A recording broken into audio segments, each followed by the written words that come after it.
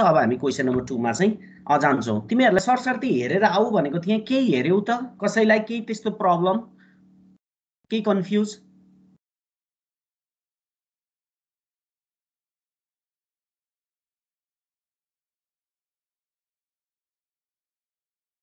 Okay, कसैलाई पनि confuse छैन भन्ने मैले बुझेँ। त्यसको कारणले अब हामी चाहिँ क्वेसन नम्बर 2 मा चाहिँ प्रवेश गर्छौँ है त।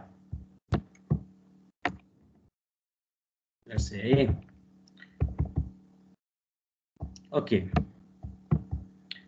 इक्जाम्पल 4.1 भन्ने त हिजो हामीले हेरिसक्यौँ होइन, कन्स्टेन्ट नम्बर क्यारेक्टरिस्टिक इक्वेसन भनेपछि इक्जाम्पल 4.2 मा चाहिँ आज हामी जान्छौँ।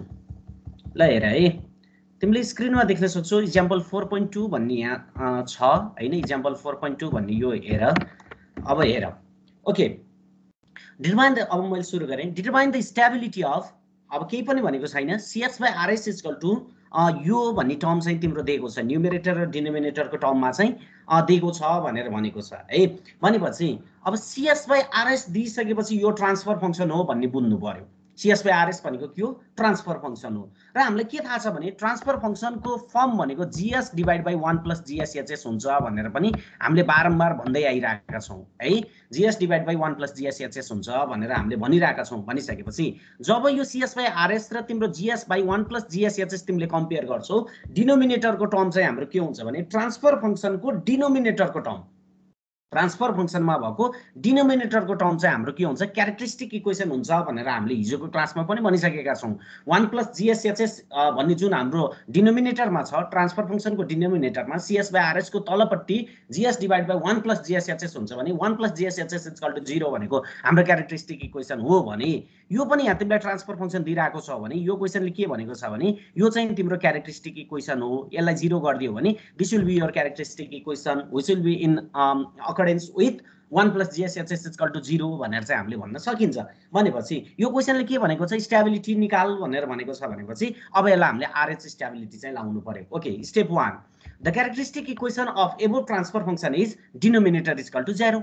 डिनोमिनेटर इक्वल टु 0 भनेको के हो भने S4 plus 8S cube plus 18S square 16S plus 50 equal to 0 भनेको छ। यो भनेको हाम्रो के भयो भन्दा क्यारेक्टरिस्टिक इक्वेसन भयो। हामीले RH स्टेबिलिटी क्राइटेरिया चाहिँ यसमा लाउने हो। भनेपछि त्यो माथि जेसुकै आओस् हामीलाई मतलब भएन। माथि यहाँ S square plus S plus 1 छ, यो माथिपट्टि हामीलाई जेसुकै आओस् मतलब भएन। हामीले only deals with denominator term अथवा तलको टर्मसँग चाहिँ हामीले डिनोमिनेटर टर्मसँग चाहिँ हामीले के गर्छौँ भने मात्र हेर्छौँ भनेर भनेको छ। जब डिनोमिनेटर इक्वल टु 0 हुन्छ that will be your characteristic equation भनेर भनेको छ। अब यो क्यारेक्टरिस्टिक इक्वेसनमा कुनै टर्म मिसिङ छ कि छैन भनेर हेरौँ है। किनभने पहिला त यो दुईटा चिज हेर्नु पर्यो। S4 8S cube 18S square 16S 50 भनेपछि कुनै पनि टर्म मिसिङ छैन। 4 3 2 1 0 भनेपछि कुनै पनि टर्म मिसिङ छैन। त्यसो भने कोफिसिएन्टहरू केही छ कि? सबैको अगाडि पोजिटिभ साइन छ। भनेपछि हामीले यो सिस्टम चाहिँ RH स्टेबिलिटी क्राइटेरियाको लागि चाहिँ यो के भयो? योग्य भयो है। भनिसकेपछि अझै हामीलाई यो दुईटा सेटिस्फाई हुने बित्तिकै स्टेबल हुन्छ भन्न चाहिँ सकिँदैन। त्यसको लागि चाहिँ हामीले के गर्नु पर्यो? फर्दर प्रोसेस गर्नु पर्यो भनेर चाहिँ भनेको छ है। यदि यो दुईटा कन्डिसन सेटिस्फाई नभएको भए सुरुमै अनस्टेबल भनेर चाहिँ भन्न सकिन्थ्यो है त। ल ओके, स्टेप 2, द RH एरे बिकम्स भनेर भनेको छ। अब हामीले यसलाई RH एरे बनाउनु पर्यो। कसरी बनाउने भन्दा म्याक्सिमम पावर भनेको S4 छ हैन, म्याक्सिमम पावर भनेको S4 लेख्छौ। त्यसपछिको भनेको S क्यूब हो। यस्तो लेफ्टतिर तिमीले यस्तो गर्छौ र एउटा छोडेर लेख्छौ भनेको त्यहाँ मैले 1 18 50 भनेर लेख्न पर्यो। यतापट्टि चाहिँ तिमीले 1 18 15 50 भन्छौ भने उतापट्टि चाहिँ के भन्नु पर्यो भन्दा तिमीले 8 16 0 भनेर चाहिँ भन्नु पर्यो, जुन चाहिँ हाम्रो स्टेप 2 मा देखाएको छ है। स्टेप 2 मा तिमीले हेर्यौ भने यो लेफ्टतिर हेर्यौ भने म यसलाई हल्का जुम गरिदिन्छु। ओके, S4 S क्यूबलाई सुरुमा तिमीले के गर्यौ?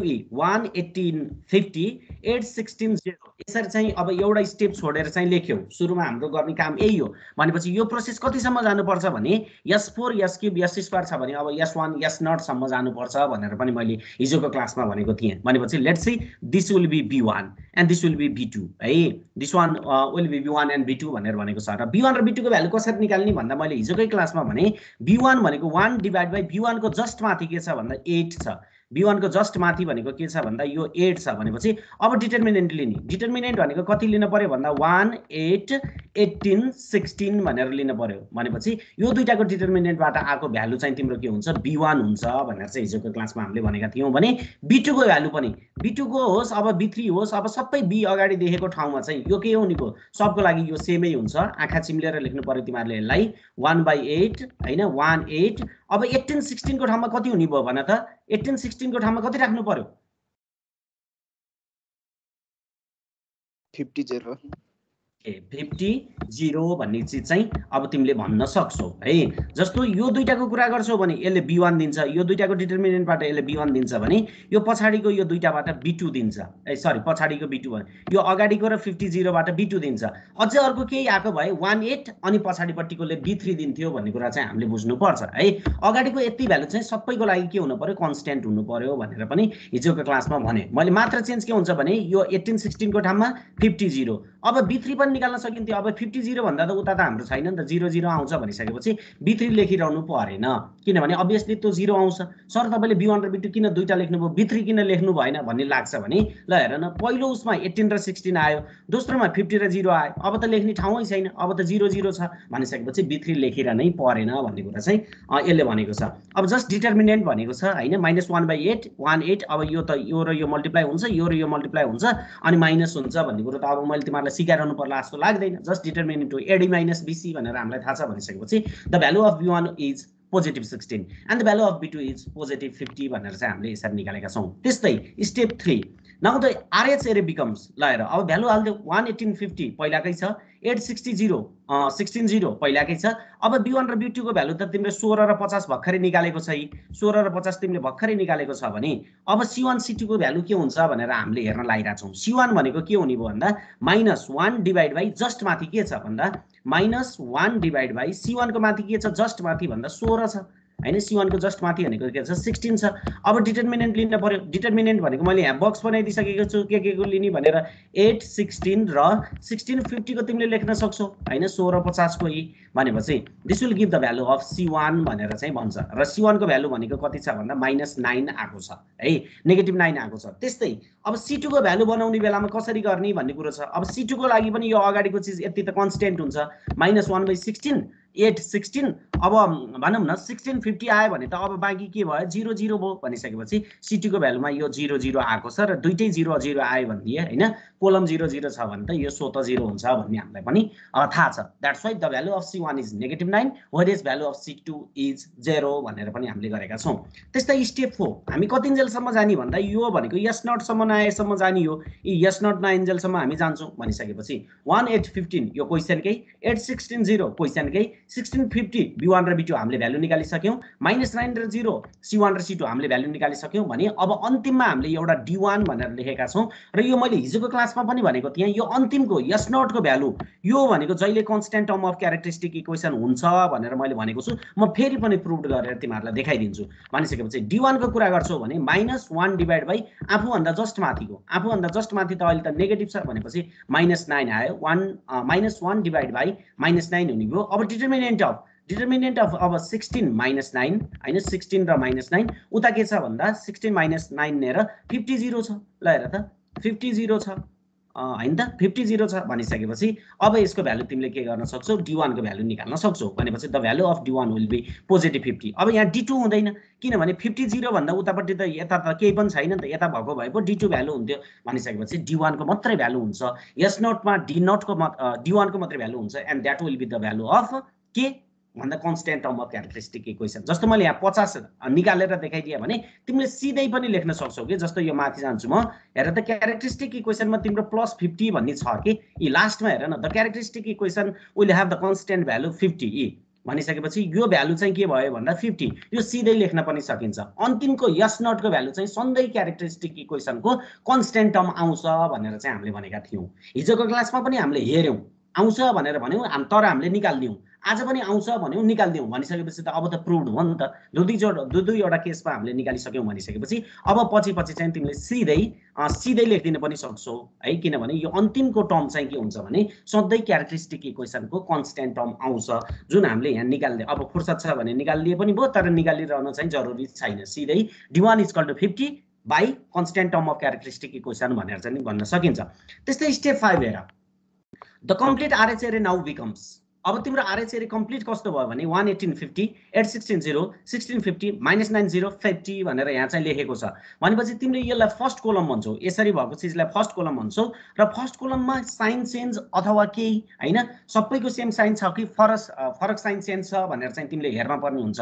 भनिसकेपछि यहाँ सबैको पोजिटिभ थियो, मात्र एउटा -9 भन्ने चिज यहाँ आइदियो है। फर्स्ट कोलम टर्ममा साइन भनेको सबैको पोजिटिभ थियो, एउटा -9 आइदियो भनेपछि टोटल साइन कतिवटा चेन्ज भयो भनेर हामीले हेर्न पर्ने हुन्छ। टोटल साइन कतिवटा चेन्ज भयो भन्दा दुईटा चेन्ज भएको छ, किनभने यो 16 बाट -9 पोजिटिभबाट नेगेटिभ जाँदा एउटा साइन चेन्ज भयो भने फेरि नेगेटिभबाट पोजिटिभ जाँदा अर्को साइन चेन्ज भएको छ। भनेपछि दुईचोटि साइन चेन्ज भएको हामीले यसलाई भन्न सक्छौँ है। त्यही भएर मैले त्यहाँ लेख्दैछु since there are 2 sign changes from 16 to -9 and -9 to 50. So there are 2 roots in RHP. जतिवटा साइन चेन्ज हुन्छ त्यतिवटा रुट्स चाहिँ तिम्रो राइट हाफ प्लेनमा पर्छ भनेर हामीले भन्न सक्छौँ। भनिसकेपछि दुईटा रुट्स राइट हाफ प्लेनमा पर्ने बित्तिकै तिम्रो सिस्टम अटोमेटिक के भइदियो अनस्टेबल भनेर चाहिँ हामीले भन्न सक्छौँ। त्यही भएर तिमीहरूलाई कमेन्ट अन स्टेबिलिटी भनेको थियो, मैले चाहिँ यहाँ हिजोको क्लासमा स्टेबल भएको कन्डिसन देखाइदिएँ भने आजको यो फर्स्ट क्लासमा चाहिँ तिमीहरूलाई अनस्टेबल भएको चाहिँ कन्डिसनहरू चाहिँ देखाइदिएको छु। र यसरी फर्स्ट कोलममा साइन चेन्ज भएको खण्डमा जतिचोटि साइन चेन्ज हुन्छ त्यतिवटा रुट तिम्रो राइट हाफ प्लेनमा पर्छ र राइट हाफ प्लेनमा परिसकेपछि रुट परिसकेपछि सिस्टम चाहिँ अनस्टेबल हुन्छ भनेर चाहिँ हामी कन्क्लुड गरिदिन्छौँ। That's why the system is unstable भनेर चाहिँ यहाँ मजाले लेखिदिएको छ। ल यो क्वेसनमा कसैले केही प्रब्लम छ भने सोध्दा हुन्छ।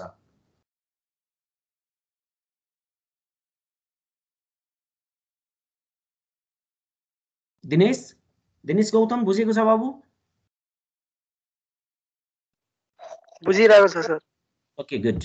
भनेपछि अब हामीले फर्दर क्वेसन गरिरहनु मतलबै छैन, किनभने एउटा स्टेबलको केस हेरियो अर्को अनस्टेबलको केस हेरियो। भनेपछि म अब सिधै स्पेसियल क्राइटेरियातिर जान्छु। स्पेसियल क्राइटेरिया भनौँ होइन, special cases of RH stability criteria भनेको छ होइन। यो अब तिमीहरूले मलाई सोध्नु पर्ने थियो कस्तो खण्डमा कस्तो केसमा चाहिँ मैले यो काम गर्नै सक्दिनँ, आरएच एरे लाउनै सक्दिनँ भन्ने कुरा चाहिँ तिमीहरूले विचार गरेको छैन है। गरेको छ त भन्न त आरएच स्टेबिलिटी क्राइटेरिया यो मैले अहिलेसम्म दुईटा क्वेसन गरेँ, के भएको खण्डमा मैले यो काम गर्नै सक्दिनँ, आरएच स्टेबिलिटी क्राइटेरिया यो प्रोसेस यो अल्गोरिदम लगाउनै सक्दिनँ, के भइदियो भने लगाउन सक्दिनँ भन्न त कसैले मलाई? कुनै एउटा टर्म मिसिङ भयो अथवा साइन चेन्ज भयो भने कोएफिसिएन्टको साइनहरु डिफरेन्ट छ भने गर्न मिल्दैन भन्ने पढाएको। ठिक छ आकाश तिमीले भनिहाल्यौ होइन, त्यो त अब नेसेसरी कन्डिसन भयो, त्यो त सिधै अनस्टेबल भयो कि झन् त्यसलाई त केही गर्नै परेन भनेर मैले त्यत्रो हिजै भनिदिइसकेँ। सिधै स्टेबल अनस्टेबल त त्यो त्यस्तो देख्ने बित्तिकै सिधै स्टेबल अनस्टेबल सबै ठिक छ, दुईटै कन्डिसन पर्फेक्ट छ है। पोजिटिभ पनि सब पोजिटिभ छ साइन र कुनै पनि कोएफिसिएन्ट छुटेको छैन भने कहिलेकाहीँ हामी आरएच क्राइटेरिया लाउँदै चाहिँ हाम्रो कलम लेख्दै बिचमा अड्किन्छ। कस्तो कन्डिसनमा अड्किन सक्छ भन्दा एनीवन यो प्रोसेस गर्दा अब तिमी अक्क न बक्क भइदिन्छ एउटा स्टेजमा गएर भने त्यो प्रोसेस हो। जस्तो मैले यहाँ देखाउँछु, जस्तो यहाँ D1 लेखेको छ नि, एकचोटि हेर है, D1 लेखेको छ हेर त। D1 लेख्दा के भइरहेको छ भने 1/-9 भनेर भनेको छ। -9 भनेको त के हो, आफूभन्दा जस्ट माथिको हो नि, यो हो। यस्तो बेलामा यदि -9 को ठाउँमा 0 आइदिएको भए के हुन्थ्यो? यदि क्याल्कुलेसन गर्दै जाँदा यहाँ -9 आयो, ओके ठिक छ, -9 को ठाउँमा क्याल्कुलेसन गर्दै जाँदा 0 आइदिएको भए अब त तिमीले त 1/0 लेख्छौ होला नि त। 1/0 भनेको के हो? इन्फाइनाइट हो। अब इन्फाइनाइट आइदियो भने त इन्फाइनाइट त पोजिटिभ पनि हो नेगेटिभ पनि हो, के हो अब हामीलाई थाहा नै छैन। भनिसकेपछि सिस्टम पनि स्टेबल कि अनस्टेबल हामीलाई गाह्रो भयो भन्न। भनेपछि त्यस्तो केसमा चाहिँ हामीले आरएच स्टेबिलिटी क्राइटेरिया चाहिँ लाउन सकिएन, किनभने समथिङ बाई 0 भनेको त इन्फाइनाइट हुन्छ। अब इन्फाइनाइट हुने बित्तिकै डिटर्मिनेन्ट हो, अथवा डिटर्मिनेन्ट 0 भन्दै हो न, डिटर्मिनेन्ट 0 हुने बित्तिकै त्यही टर्म अहिले डिभाइड गर्नेवाला छ। भनिसकेपछि त्यस्तो खण्डमा चाहिँ हामीले चाहिँ आरएच स्टेबिलिटी क्राइटेरिया लाउन सकिँदैन। त्यस्तो कन्डिसन आयो भने के गर्ने त भनेर भनेको छ भने त्यसलाई हामीले special cases of RH stability criteria चाहिँ भन्छौँ र केस 1 मा चाहिँ हामीले यो हेर्छौँ। Special cases of RH stability criteria हेर है त case number 1 if the first column term in any row is 0 but remaining terms are not भनेर भन्यो। यसको मिनिङ के हो भने एउटा मात्रै 0 छ अरे के। जस्तो यहाँ तिमीले हेर्यौ भने यो यहाँ s स्क्वायरमा हेर त ल हुन त यो 4 भयो ल ठीक छ यही क्वेशनमा हेरौँला है। फर्स्ट कलम टर्म चाहिँ 0 हुने अरे अरु चाहिँ सबै छ राम्रै छ भने त्यस्तो बेलामा के गर्ने भनेर चाहिँ भनेको छ भने त्यो चाहिँ केस 1 भयो भनेर भन्न सकिन्छ। जस्तो यो फर्स्ट क्वेशनमा हेरौँ क्वेशन नम्बर 4.3 मा हेर check the stability of system with characteristic equation यति है s5 छ s4 छ s क्यूब छ s स्क्वायर छ s1 छ s नट छ कुनै पनि टर्म मिसिङ छैनन्।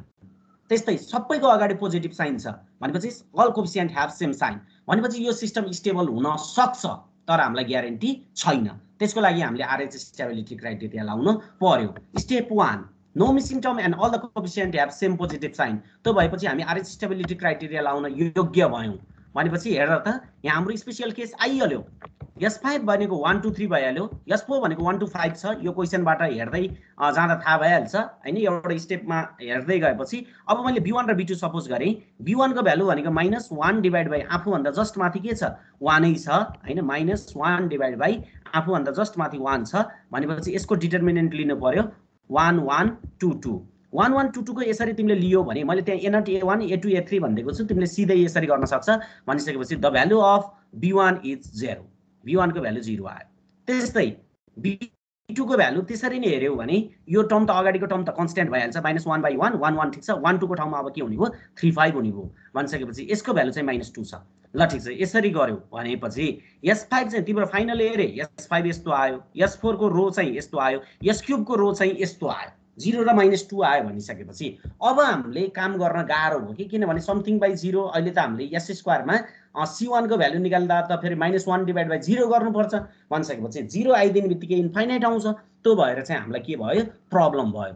We have two methods to solve this kinds of problem. यदि यस्तो आइदियो भने हामीसँग दुईटा उपाय छन् है भनेर चाहिँ यसले भनिदियो है। कस्ता मेथडहरु रहेछन् लेट्स सी। मेथड 1 मेथड 1 ले के भन्यो अरे भन्दा multiplying above characteristic equation by s plus a। Characteristic equation भनेको तिमीलाई क्वेशनले जे दिएको छ that will be your characteristic equation such that a is very small positive number ताकि a भनेको एकदम सानो नम्बर छ जनरली 1 भन्छ। दैट्स व्हाई हामीले के गर्न पर्यो भने यदि हामीसँग त्यस्तो अगाडि 0 आइदियो भने फर्स्ट कलम टर्म मात्रै 0 अर्को 0 छैन है रो 0 छैन त्यो भन्न खोजेको के। यो 0 र -2 छ नि यहाँ त एउटा मात्रै फर्स्ट कलम टर्म मात्रै 0 छ है रो चाहिँ छैन भनेपछि रो 0 हुनुको कारण अर्को छ अर्को स्पेशल केस आउँछ भने अहिले जस्ट फर्स्ट कलम टर्म मात्रै एउटा 0 अरु छैन भने त्यो बेलामा हामीलाई दुईटा मेथडले गर्न सकिन्छ भनेर भनेको छ। एउटा भनेको s+1 ले मल्टिप्लाई गर्दिनी ओरिजिनल क्यारेक्टरिस्टिक इक्वेसनलाई मल्टिप्लाई गर्दिनी र बाँकी काम भनेको सर्लक्कै पहिला जसरी गरिन्थ्यो त्यसरी गर्ने है। अब क्वेशनै नयाँ भइदियो के तिम्रो भनेपछि यस्तो कन्डिसन आउने बित्तिकै we have to multiply the above characteristic equation by s+1। ल हेर त तिम्रो क्वेशनलाई s+1 ले मल्टिप्लाई गर्दिनु पर्यो। अब यो मल्टिप्लाई गर्न मैले सिकाइरहनु पर्छ जस्तो मलाई लाग्दैन है। यो अब 4 5 6 7 कति क्लासदेखि तिमीहरूले पढ्दै आइरहेको भनेपछि अब यसलाई मल्टिप्लाई गर्दा तिम्रो टोटल भ्यालु भनेको टोटल नयाँ क्यारेक्टरिस्टिक इक्वेसन भनेको यस्तो आयो s6 2s5 3s4 4s cube 5s square 8s5 = 0 भन्ने चाहिँ तिमीले पायौ भनेपछि अब तिमीले क्वेशनै नयाँ हो यो क्वेशनै अर्को नयाँ क्वेशन हो भनेर चाहिँ काम गर्न पर्यो के। किनभने तिमीले त्यो 0 आइदियो 0 आइसकेपछि चाहिँ के भइदियो भने हामीलाई s+1 ले मल्टिप्लाई गर्नुपर्छ भन्ने तिमीले थाहा पायौ हैन। s+1 ले मल्टिप्लाई गर्दा तिम्रो नयाँ क्यारेक्टरिस्टिक इक्वेसन अब यस्तो आयो। अब यो नयाँ क्वेशन भयो तिमीले यसलाई चाहिँ अब फेरि सेम प्रोसेसमा काम गर्नुपर्ने हुन्छ अरु त केही पनि छैन अरु त सेम हो एज इट इज हो भनिसकेपछि स्टेप 2 हेर अब तिम्रो लागि पावर भनेको सबभन्दा ठुलो s6 s5 भयो। ल हेर s6 s5 यो s4 हो भनेपछि एउटा स्टेप छोड्दै लेख्छौ 1 3 5 5। ल हेर त मैले यहाँ 1 3 5 5 भनेर लेखेको छु भने अर्को पनि 2 4 8 अरु केही छैन 0 भनेपछि 2 4 8 0 भनेका छौ। अब यहाँ तीनटा भ्यालु आउने भयो किनभने डिटरमिनेन्ट लिँदा एकचोटी 1 2 3 4 को लिन्छौ अर्कोचोटी पछाडिपट्टि 5 8 लाई राख्छौ अर्कोचोटि पछाडिपट्टि 50 लाई राख्छौ हैन भनिसकेपछि यहाँ राखेको छ नि त पछाडिपट्टि भनेको 50 5834 भनिसकेपछि तिमीले तीनटा भ्यालु लिन पर्ने हुन्छ v1 v2 र v3 अब यिनीहरुको भ्यालु कसरी लिने भनेर मैले कति धेरैचोटि भनिसके माइनस भइहाल्ने भयो 1 भइहाल्ने भयो अब v1 को जस्ट माथि के छ 2 छ भनेपछि यो त सधैं आइहाल्ने भयो फर्स्ट कोलम के छ 1 र 2 छ भने अब बाँकी भनेको v1 हो भने 34 लेख्न पर्यो v2 हो भने 58 लेख्न पर्यो v3 हो भने 50 लेख्न पर्यो भनेर चाहिँ हामीले भनेका छौं and the value of v1 will be 1 value of v2 will be +1 and the value of v3 will be 5 भनेर भनेको छ अहिले हामीलाई 0 आएन 0 नआउनु भनेको हामीले काम गर्दै जाँदा ओके हामी खुसी हुने हो 0 आइदियो भने अड्किहाल्नु पर्यो फेरि s + 1 ले मल्टिप्लाई गर्नु पर्यो तनाव हुन्छ ल भनेपछि स्टेप 3 अब कतिसम्म पुगिन्छ हामी हेर्दै जाउँ 1355 छँदैछ 2480 छँदैछ 115 भर्खरै निकालियो c1 c2 c3 मैले अब यिनीहरुलाई लेखेँ c1 भनेको -1/1 हैन अब यो त गर्न सकिहाल्छ -1/1 हुने भो 2141 को डिटर्मिनेन्ट त्यस्तै 2185 को डिटर्मिनेन्ट भनिसकेपछि c3 त अब 00 आउनेवाला छ भनेपछि c3 निकालिरहन पनि परेन and the value of c1 will be +2 value of c2 will be -2 यस्तो आयो तिम्रो डिटर्मिनेन्ट लिने बेलामा त्यस्तै स्टेप 4 नाउ द मोडिफाइड एरे है अब तिम्रो एरे चाहिँ मोडिफाई भइसकेको छ अपडेटेड भन्दिम अथवा तिम्रो आरएच एरे मोडिफाई भइसकेपछिको अवस्था भनेको तिमीले ई 2 - 2 0 हामीले c1 c2 को भ्यालु भर्खरै निकाल्यौं भने अब d1 d2 को के हुन्छ d1 को पनि के हुन पर्यो -1 आफू भन्दा जस्ट माथिको पोजिटिभ 2 छ र डिटर्मिनेन्ट भनेको माथिको जस्ट माथिको दुईटा रोको भनेको के छ 2 1 2 - 2 छ हेर त 2 1 2 - 2 छ भने यसको डिटर्मिनेन्ट पनि तिमीले निकाल्न पर्ने हुन्छ डिटर्मिनेन्ट यहाँ मैले मजाले निकाल्दिएको छु है एडी - बीसी गर्न पर्यो -2 1 जा -2 अनि -2 1 जा 2 भएर चाहिँ यसको भ्यालु भनेको 2 आएको छ d1 को भ्यालु d2 को भ्यालु चाहिँ 5 आएको छ है त्यस्तै स्टेप 5 अब हामी त यहाँ त बल्ल s स्क्वायर आछ यहाँ त s नट नभएसम्म जानी हो भनिसकेपछि s स्क्वायर बाट अब s1 तिर निकाल्न पर्ने हामीले हुन्छ हैन भनेपछि s1 सम्म पुग्दा मैले के लेखे e1 र e2 लेखे and the value of e1 will be -1 by आफू भन्दा जस्ट माथि के छ 2 छ अनि डिटर्मिनेन्ट निकाल्ने हो भने 2 - 2 हैन 2 - 2 अनि 2 5 छ भनेपछि यसको डिटर्मिनेन्ट तिमीहरुले निकाल्न सकिहाल्छ डिटर्मिनेन्ट निकालेर भ्यालु राख्दियो भने the value of e1 is -7 र e2 को लागि त पछाडी छँदै छैन नि त 0 0 आउनेवाला छ भनेपछि सो त e2 = 0 भनेपछि अब हामी बल्ल अन्तिम चरणतिर छौं स्टेप 6 मा हामीले काम गर्यौं भने स्टेप 6 भनेको जुन यो थियो हैन यो भनेको constant term of characteristic equation हुन्छ भनेर हामीले भन्दै सक्यौं अहिले हामीले निकालिसक्यौं भनिसकेपछि यहाँ मैले लेख्दिएको छु the element that belongs to s naught row अन्तिम रोमा अन्तिम भ्यालु भनेको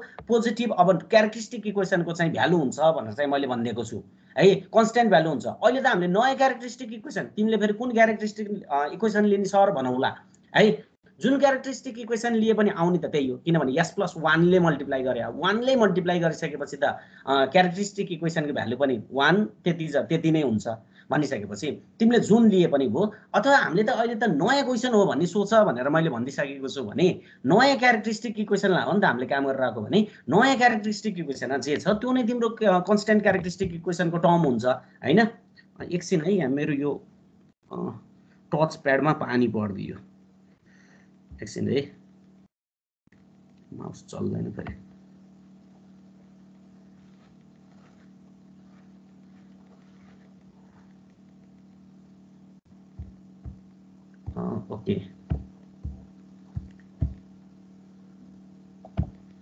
ओके भनिसकेपछि हेर है हाम्रो कन्स्ट्यान्ट टर्म भनेको के छ भन्दा कता गयो ल हाम्रो नयाँ क्यारेक्टरिस्टिक इक्वेसनको कन्स्ट्यान्ट टर्म हामीले हेर्दै छौं भनिसकेपछि हाम्रो नयाँ कन्स्ट्यान्ट क्यारेक्टरिस्टिक इक्वेसनको टर्म भनेको के छ भनेर हामीले हेरौं न अथवा सिधै निकाल्दिए पनि प्रब्लम भएन ल हेर नयाँ क्यारेक्टरिस्टिक इक्वेसन भनेको यो हो भनेपछि यसको कन्स्ट्यान्ट टर्म भनेको +5 यहाँ मजाले देखिरहेको छ भने लास्टमा आउने भनेको यही नै हो के तिमीले निकाल्यौ भने पनि आउने त्यही हो निकालेनौ भने पनि डाइरेक्टली चाहिँ त्यसरी लेख्न पाइन्छ भनेर भन्दिएको छु दैट्स व्हाई योर आरएच एरे बिकम्स यस्तो ल हेर त s6 s5 s4 s2 s1 s not छ र सबको भ्यालु तिमीले निकालिसक्यौ भने फाइनल आरएच एरे बिकम्स दिस है अब तिमीले यो स्टेप बाइ स्टेप यो एरेहरु बनाउनै पर्छ यहाँ मैले जसरी लेखेको छु ट्याक्कै त्यसरी लेख्नु पर्छ है किनभने 8 मार्क्सको क्वेशन हो एकदम सजिलो छ प्रब्लमै हुँदैन टाइम त लाग्छ हैन अब त्यसको लागि प्र्याक्टिस चाहिँ चाहिन्छ एकदम यो फेरि एकै ठाउँमा एकैचोटी गरे भने त्यो राम्रो देखिदैन तिमीहरूले भन्नौला सर यार के यो गरे होला, हरेकचोटि एउटै स्टेपहरू लेखिरहेको छ होइन, सिधै B1 B2 C1 C2 D1 D2 E1 E2 लेखेर झ्याप झ्याप भ्यालु एकै तालमा ननिकाल्दै के गरे होला यस्तो भन्ने लाग्छ भने त्यो चाहिँ तिम्रो चाहिँ अब एकदम भ्रम हो है। त्यो चाहिँ त्यसरी चाहिँ त्यो एकदम रफ जस्तो देखिन्छ, मार्क्स चाहिँ नआउन सक्छ तिम्रो, मिले पनि मार्क्स नदिउँ भने सकिन्छ, किनभने हामी स्टेप बाई स्टेप चाहिँ काम गर्छौँ भनेर चाहिँ भनेको छ है। भनिसकेपछि तिमीले यसरी नै गर्नुपर्ने हुन्छ, यहाँ मैले जसरी लेखिदिएको छु त्यसरी नै गरिदियो भने चाहिँ पर्फेक्ट छ है। ओके, भनेपछि अब तिमीले अब फर्स्ट कोलम हेर्नु पर्यो, अब हामीले कन्क्लुड त गर्नु पर्यो नि त। फर्स्ट कोलममा हेर त, फर्स्ट कोलममा मैले यहाँ जुन गोलो बनाइदिएको छु त्यहाँ सबको सेम साइन छ त, भन त मलाई, त्यहाँ सबको सेम साइन छ कि छैन फर्स्ट कोलममा? छैन सर, छैन। भनेपछि कतिवटा साइन चेन्ज भएको छ, कतिचोटि? दुईचोटि साइन चेन्ज भएको छ। कतिबाट कति, कतिबाट कति, कुनबाट कुन, कुनबाट कुन साइन चेन्ज भएको छ? 2 देखि -7 -7 देखि 5 +5 छ। भनिसकेपछि हाम्रो दुईचोटि साइन चेन्ज हुनुको अर्थ के हो भने दुईटा रुट्सहरू चाहिँ राइट हाफ प्लेनमा छन् भन्ने चाहिँ हामीले थाहा पाउन सकिन्छ। भनेपछि राइट हाफ प्लेनमा तिमीले रुट्स देख्ने बित्तिकै त तिम्रो सिस्टम सिधै अनस्टेबल भनेर चाहिँ हामीले भन्न सकिन्छ है, and the system will be unstable. यो भयो मेथड 1 जुन चाहिँ हामीले युज गर्छौँ, हामीले युज गर्ने मेथड 1 है। यो भनेको मेथड 1 हो जुन हामीले युज गर्छौँ, जति बेला नि युज गर्ने भनेको यो जाँचमा यस्तै खालको क्वेसन आउँछ है, जुन स्पेसियल केस छ नि तिनीहरू खालको आउँछ। नर्मल त के सोध्थ्यो र हैन र, कन्ट्रोल सिस्टम हो आइओई हो गाह्रै सोधिदिउँ भन्ने हुन्छ। नर्मल कन्डिसन नर्मल केसहरूको त सितिमिति क्वेसनै सोध्दैन भन्ने बुझ्यो हुन्छ, किनभने मास स्प्रिङ ड्याम्परको कुरा गर्छौ भने पनि मासलेस मासको क्वेसन सोध्छ है। ब्लक डायग्राम रिडक्सनको कुरा गर्छौ भने पनि त्यो एक्स र वाइ मान्न पर्ने क्वेसनवाला सोध्छ है। त्यस्तो त्यस्तो खालको क्वेसन के, किनभने कन्ट्रोल सिस्टम हो, नर्मल मात्रै हेरेर पुग्दैन, एबनर्मल क्वेसन पनि हेर्नुपर्ने हुन्छ। भनिसकेपछि यहाँ पनि स्पेसियल केसवाला चाहिँ म्याक्सिमम सोध्ने गरेको छ, किनभने जुन अलि ऊ छ त्यसलाई नै सोधिदिने चलन हुन्छ कि हैन। हल्का अब के बुझ्या रहेछ त नि, अब कतिको राम्रो हो भनेर। ओके आकाश सिक्देल सर, हामीले निकाल्न नमिले पनि एक थरी क्यारेक्टरिस्टिक क्वेसनको स्ट्याबिलिटी निकाल भनेको छ, हामीले अर्कै थरीको निकाल्यो अनि यो जस्टिफाई भयो त सर? ल ओके, म तिम्रो पर्फेक्ट एन्सर दिन्छु। ल ओके, तिमीले केले मल्टिप्लाई गरेको भन त? S+1 S+1 टाइम्स पुरानो क्यारेक्टरिस्टिक इक्वेसन राइट। भनिसकेपछि त्यसलाई तिमीले आइदर अर गरेर यसको भ्यालु निकाल्यो भने के आउँछ? S+1 ले मल्टिप्लाई गरिसकेपछि एउटा रुट्स S = -1 हुनु पर्यो कि परेन? एउटा रुट हुन्छ हुन्छ। S+1 ले मल्टिप्लाई गरिरहेछौ भने एउटा रुट त नेगेटिभमा पर्दिसक्यो त। अब हामी 5 वटा रुट के छ भनेर हेर्ने हो नि त। 5 वटा रुटको बारेमा त यसले बोलिदियो त, दुईटा रुट राइटतिर परेको छ भनिदियो है। तिम्रो नयाँ क्यारेक्टरिस्टिक इक्वेसनको पावर 6 छ, तिम्रो 6 वटा भ्यालु आउँछ। 6 वटा भ्यालुमा एउटा भ्यालु -1 हो, किनभने हामीले S+1 ले मल्टिप्लाई गरेछौँ। -1 भनेको लेफ्टतिर पर्यो, लेफ्टतिरको त हामीलाई बालै भएन कि, हामीले राइटतिर हेर्ने हो। भनिसकेपछि यसले गर्दा तिमीले के बुझ्यौ भने S+1 त एउटा रुट छँदैछ जुन नेगेटिभमा परेको छ। अर्को तिमीले काम गर्दै जाँदा दुईटा रुट्स चाहिँ राइटमा परेको छ भनेर भनिदिइसक्यो यसले। भनिसकेपछि त्यही 5 वटा भित्रको दुईटा रुट त राइटमा परेको हो त नि, बाँकी 3टा भनेको त लेफ्टमा परेकै छ त नि। भनिसकेपछि टोटल रुट्स भनेको 6 वटा हुन्छ, 6 वटामा एउटा रुट भनेको -1 हो, लेफ्टमा परेको छ, दुईटा राइटमा परेको छ। भनिसकेपछि 3टा रुटको त लोकेसन हामीले थाहा पाइसक्यौँ, बाँकी रह्यो 3टा। त्यो 3टा कहाँ परेको छ? अब्भियसली लेफ्टतिर परेको छ। भनेपछि तिमीले 6 वटा रुटको कुरा गर्छौ भने 4 वटा लेफ्ट 2टा राइट, तिमीले 5 वटाको कुरा गर्छौ भने 2टा राइट 3टा लेफ्ट भनेर चाहिँ भन्न सक्छौ। मैले भनेको कुरो बुझ्यो आकाश? बुझ्यो सर, बुझ्यो है। Okay, thank you very much. यो यस्तो खालको क्वेसन आउन पनि सक्छ। एउटा क्वेसन छ, अर्कोलाई माइनस गरेर किन त्यसलाई पो स्टेबल देखाइदिनु भएको छ त, ओरिजिनल देखेको छ भनेर त्यो क्वेसन आउन सक्छ हैन। त्यो भनेको S+1 ले मल्टिप्लाई गरे हो त। S+1 ले जेले मल्टिप्लाई गरे नि ओरिजिनल क्यारेक्टरिस्टिक इक्वेसन त त्यही छँदैछ त। एउटा -1 हो भन्ने हामीलाई पहिल्यै थाहा भयो, बाँकी दुईटा राइटमा छ भनिदियो उसले भनेपछि राइटमा त त्यसको नि पर्छ। नयाँ क्यारेक्टरिस्टिक इक्वेसनको पर्नु र पुरानो क्यारेक्टरिस्टिक्सको पर्नु सेम हो है, मात्रै एउटा रुट्सको S = -1 रुट्सको मात्रै फरक हो, अरू त सेम नै हो भन्ने कुरा चाहिँ हामीले भन्न सक्छौँ। ओके, त्यसो भने मेथड 2 हामीले युज गर्ने मेथड भनेको s+1 ले ओरिजिनल क्यारेक्टरिस्टिक इक्वेसनलाई गरेर हामीले एउटा स्पेशल केस नम्बर 1 जुन भनेको फर्स्ट कोलम टर्म काम गर्दा गर्दै 0 आउने टर्म हैन यतातिर 0 आइदियो भने एउटा त्यो मेथड हेर्छौं भने अर्को खासै युज त गरिदैन तै पनि म भन्दिन्छु यसको बारेमा हैन मेथड 2 भनेको के गरिदो रहेछ भने 0 लाई त्यो जुन 0 आउँछ त्यसलाई स्मल पोजिटिभ नम्बर e भनेर एउटा सपोज गर्ने के एउटा अल्फा बीटा जे भन्दिए पनि भो त्यसलाई सब्स्टिट्युट गरिदिने 0 को ठाउँमा अल्फा लेखिदिने अथवा मैले यहाँ e भनेको छु भने e नै लेखिदिने है जस्तै यहाँ हेर मैले एउटा इक्वेसन लेखिदिएको छु यो बुझाउनलाई मात्रै हो है consider the following equation s³ s+2 = 0 भनेको छ यो सिस्टम सुरुमै के छ भन त अनस्टेबल यो सिस्टम हेर्ने बित्तिकै थाहा हुन्छ हामीलाई अनस्टेबल छ यो सिस्टम किनभने यहाँ s² भन्ने टर्मै छैन यदि कुनै टर्म छुट्या छ भने सिधै यो सिस्टम अनस्टेबल हुन्छ भनेर हामीले भन्दिन सक्छौं तर मैले यो देखाइदिन मात्रै लाग्यो है कसरी अनस्टेबल हुँदो रहेछ भनेर चाहिँ हेरौं है त एकचोटी है कसरी अनस्टेबल हुँदो रहेछ भन्ने हेरौं प्रुभ गरेर देखाइदिन्छु के हामीले यतिन्जेलसम्म त भनौं न कुनै टर्म छुट्यो भने अनस्टेबल भन्देको छ कसरी अनस्टेबल हुँदो रहेछ भन्ने चाहिँ लेट्स सी ओके यो अनस्टेबल हुन्छ भन्ने हामीले पहिल्यै थाहा छ त्यो भएर हामीले तै पनि अनस्टेबल भनेर म तिमीहरुलाई देखाइदिन्छु भनेर चाहिँ भनेको है ल नाउ द RH एरे बिकम्स जुन टर्म छैन यहाँ 0s² भन्ने मैले थप दिए हैन किनभने क्यारेक्टरिस्टिक इक्वेसनको फर्म भनेको यस्तो हुनु पर्छ हैन s³ s² s1 s0 जस्तो मैले बनाइदिए 0 थपेर भनिसकेपछि अब मैले यसलाई RH एरे लाउँछु है त एकछिन यसलाई मैले RH एरे लाउने हो भने मेरो अब अनस्टेबल आउँछ भन्ने त हामीलाई पहिल्यै थाहा छ तै पनि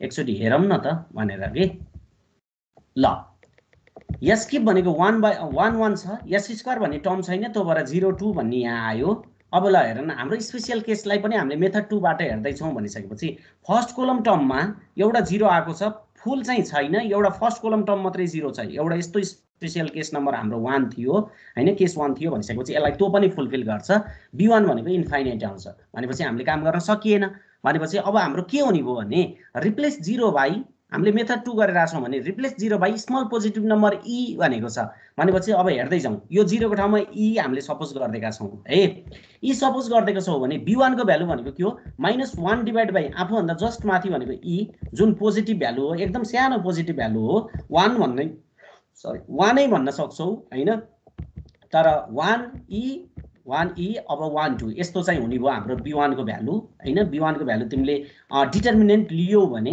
यसको डिटरमिनेन्टको भ्यालु यहाँ दिएको छ e 2 - e by e e - 2 by e यस्तो गर्न पाइयो र यसलाई चाहिँ मैले 1 - 2 by e गर्न पाइयो यो गर्न पाइयो के किन पाइयो भन्दा जस्ट यो अल्जेब्रा मात्रै हो अरु ठुलो कुरो केही पनि छैन र यो b1 भनेको 1 - 2 by e आएको छ यो भनेको पोजिटिभ हो कि नेगेटिभ नम्बर हो भन त e को टर्ममा छ अब e भनेको हामीले स्मल पोजिटिभ नम्बर भनेर सपोज गरेका छौं स्मल पोजिटिभ नम्बर भनेको 1 नै हो भन्ने सपोज गर न यदि 1 नै हो भने 1 - 2 भनेको कति हो -1 हो हैन -1 हो नि त यदि स्मल पोजिटिभ नम्बर भनेको 1 हो भन्ने बुझ कि 1 राख्दियो भने हाम्रो मिल्छ भनेपछि 1 - 2 डिवाइड बाइ 1 भनेको -1 भन्ने आयो भनेको अर्थ b1 को भ्यालु नेगेटिभ आयो है b1 को भ्यालु नेगेटिभ आयो अथवा e - 2 by e को भ्यालु नेगेटिभ आयो भन्ने हामीले बुझ्यौं त्यस्तै s0 भनेको अन्तिमको भ्यालु भनेको त constant term of characteristic equation हुन्छ भनेको छ जुन क्यारेक्टरिस्टिक इक्वेसनमा भ्यालु चाहिँ 2 छँदैछ भनेपछि हाम्रो फर्स्ट कोलम आयो फर्स्ट कोलममा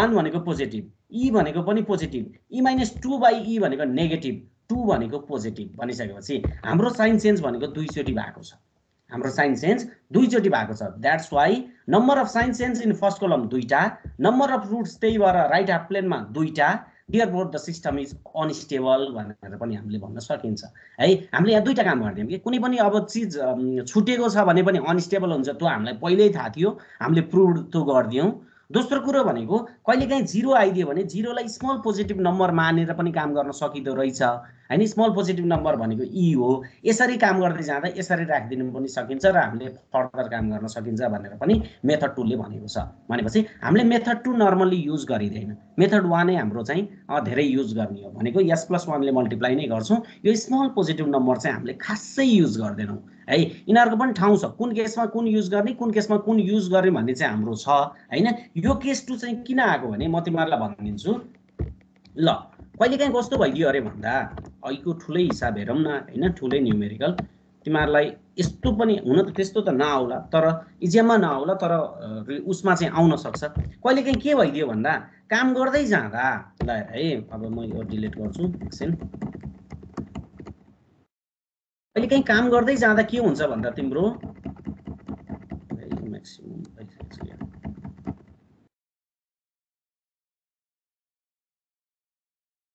लेट्स से है, कहिलेकाहीँ काम गर्दै जाँदा यति धेरै काम गरेको कि तिमीले यहाँसम्म स्टेप 5 सम्म पुगिसकेको छ। ल हेर त लगभग 10 मिनट लाएर काम गरेर आएको छ भनेपछि जब यो E1 को भ्यालु निकाल्ने बेला भएको थियो नि, E1 को भ्यालु निकाल्ने बेलामा -7 को ठाउँमा सपोज 0 आइदियो, कहिलेकाहीँ 0 आइदियो, ल झ्याप्पै 0 आइदियो। आउनु तिमीहरूलाई इक्जाममा आउँदैन त्यस्तो क्वेसन, तर आइदियो अरे सपोज भन्यो भने अब यसै त 10-15 मिनट लाएर यत्रो काम गरेछ, सेकेन्ड लास्ट स्टेपसम्म हामी पुगेका थियौँ, यहाँ आएर 0 आइदियो भने त फेरि S+1 ले मल्टिप्लाई गर भनेको थियो सरले, फेरि गर्दा त यो क्वेसन त झन् फेरि अर्को 10-15 मिनट लाग्छ, तनाव हुन्छ भनिसकेपछि त्यो बेलामा हामीले यो केसमा 0 आइदियो भने तलतिर के है, तलतिर 0 आइदियो भने चाहिँ अब हामीले S+1 ले मल्टिप्लाई गरिँदैन, किनभने हामीलाई त झन् फर्दर टाइम लाग्ने हुन्छ, फेरि S+1 क्वेसनै अर्को बनिदिन्छ, झन् ठुलो पावरको अर्को क्वेसन बनिदिन्छ भने यस्तो बेलामा small positive number capital E suppose गरिदियो भने हामीले काम गर्न त सकियो नि त, बाँकी काम फर्दर काम गर्न त सकिन्छ भनिसकेपछि हो। तलतिर 0 आउँछ भने, तलतिर 0 आउँछ भने मेथड 2 चाहिँ पर्फेक्ट हुन्छ, माथितिरै 0 आइदियो भने चाहिँ माथिकै प्रोसेस चाहिँ ठिक हुन्छ, किनभने फेरि माथिबाट नै E सपोज गर्दै आयो भने त यो त एक्सपोनेन्शियल टर्ममा हैन डिटर्मिनेन्ट निकाल्दा एकदम कम्प्लेक्स फर्ममा आइदिन्छ, स्क्वायर E स्क्वायर यस्तो फर्ममा आइदिन्छ भनिसकेपछि हामीलाई गाह्रो हुन्छ। द्याट्स वाइ माथितिर 0 आउँछ भने माथिकै प्रोसेस मेथड 1 पर्फेक्ट। यदि लास्ट सेकेन्ड लास्ट यो जुन छ नि हाम्रो लास्टतिर, जस्तो यही केसमा पनि यो लास्टतिर आएको थियो भनिसकेपछि यस्तो केसमा 0 आइदियो भने चाहिँ हामीले काम चलाउनको लागि मेथड 2 को चाहिँ सहायता लिन सक्छौँ। सहायता भने मैले हैन लास्टतिर 0 आइदियो भने चाहिँ मेथड 2 अनुसार स्मल पोजिटिभ नम्बर मानेर फर्दर काम चाहिँ चलाउन सकिन्छ भनेर चाहिँ भनिदिन्छ। भनिसकेपछि हाम्रो स्पेशल केस नम्बर 1 थियो, फर्स्ट कोलममा 0 आउने, अरु कुनै पनि 0 छैन, त्यो रोमा अरु कुनै पनि 0 छैन भने दुईटा मेथडले गर्न सकियो। एउटा मेथड भनेको S+1 ले ओरिजिनल क्यारेक्टरिस्टिक इक्वेसनलाई मल्टिप्लाई गर्ने र नयाँ क्यारेक्टरिस्टिक इक्वेसनलाई RH एरे लगाउने, अर्को भनेको 0 जहाँ छ त्यसलाई स्मल पोजिटिभ नम्बरले सपोज गरेर फर्दर काम गर्ने भनेर मैले भनेको छु है। र यो दोस्रो हामीले खासै युज गरिदैन, लास्ट सेकेन्ड लास्टतिर अब सम्भवै छैन भने चाहिँ बल्ल दोस्रो मेथड लाएर E मानेर चाहिँ हामीले फर्दर क्याल्कुलेसन गरेर स्टेबल छ कि अनस्टेबल छ पत्ता लगाउन सकिन्छ भनेर चाहिँ केस 1 चाहिँ हामीले यहाँ इन्ड गर्छौँ। ल केस 1 मा कसैलाई प्रब्लम छ भने सोध्दा हुन्छ।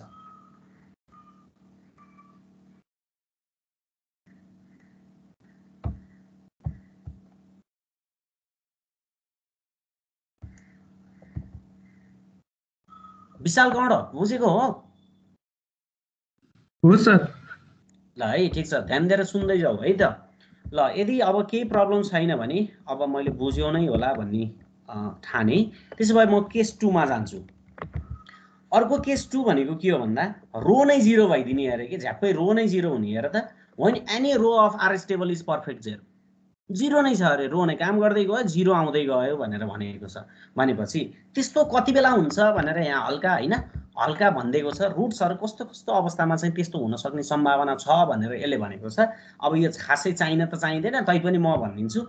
फर्स्टमा यदि रो नै 0 हुनु भनेको के हो है, रो नै 0 भनेको के अरे भन्दा ओरिजिनबाट चाहिँ तिम्रो रुट्सहरु इक्वल डिस्टेन्समा, यता प्लस ए यता माइनस ए, जुन हामीले यहाँ देख्न सक्छौं इक्वल डिस्टेन्स, ओरिजिनबाट इक्वल डिस्टेन्समा चाहिँ एउटाको कन्जुगेट अर्को भने जस्तो के प्लस ए माइनस ए, प्लस जे ओमेगा माइनस जे ओमेगा है।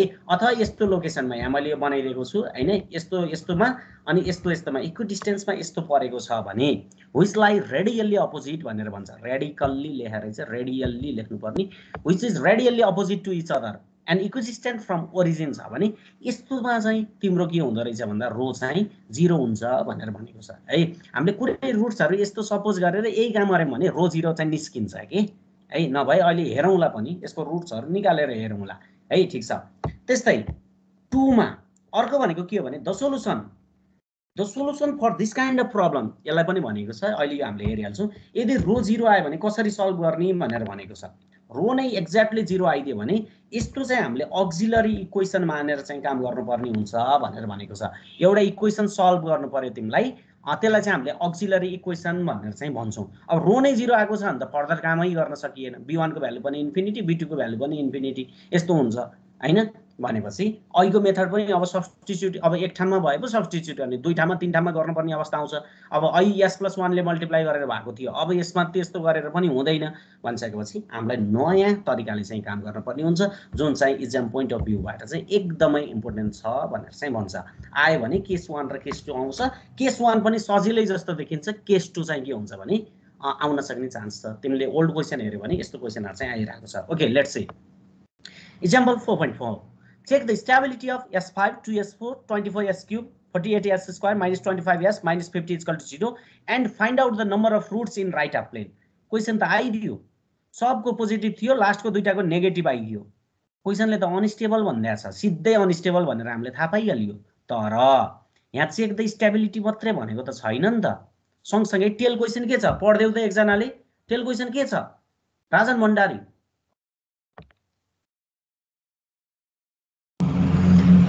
Find out the number of roots in the right half plane भनेको छ सर। गुड। भनेपछि हाम्रो सिस्टम अनस्टेबल हो भने त हामी बक्काइदाले भनिदिन सक्छौँ, आधा पेज लेखेर भए पनि बनाइदिन सक्छौँ। है यस्तो यस्तो आरएच स्टेबिलिटी क्राइटेरिया भनेको यस्तो, नेसेसरी कन्डिसन सफिसिएन्ट कन्डिसन भनेको यस्तो भनेर ड्याङ ड्याङ ड्याङ तिमीहरूले अनस्टेबल भनिदिन सक्छ है, जाने जति सब लेखिदिन सक्छ। तर find the roots which are in right half plane भनेर पनि सोधिएको छ। 6 वटा मध्ये यसको पावर त कतिवटा छ?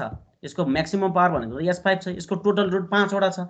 5 वटा मध्ये कतिवटा रुट्स चाहिँ राइटतिर पर्छ त नि भनेर पनि सोधिएको छ। भने हे सर त क्याल्कुलेटर हानेर आइहाल्छ नि भनौँला। क्याल्कुलेटर सबैको क्याल्कुलेटरमा नआउन सक्छ है, सबैको क्याल्कुलेटर चाहिँ नआउन सक्छ। तिमीहरू मध्येको पनि अब यहाँ क्याल्कुलेटर पनि रङ हुने केसहरू म देखाइदिन्छु है। क्याल्कुलेटर सधैँ क्याल्कुलेटरले सधैँ राइट एन्सर दिन्छ भन्नु छैन। हामीले कन्ट्रोल सिस्टममा न्युमेरिकल गर्दा दुई ठाउँमा तिम्रो क्याल्कुलेटरको एन्सर म रङ देखाइदिन्छु, ठिक छ। भनिसकेपछि एउटा भनेको रुट लोकस पढ्ने बेला देखाइदिन्छु, अर्को भनेको कहाँनिर थियो, अर्को चाहिँ च्याप्टर 7 कम्पेन्सेसन डिजाइन भन्ने ठाउँमा तिम्रो क्याल्कुलेटरले दिएको एन्सर चाहिँ रङ देखाइदिन्छु। भनिसकेपछि क्याल्कुलेटरको मात्रै कहिलेकाहीँ विश्वास गर्नु पनि हुँदैन है।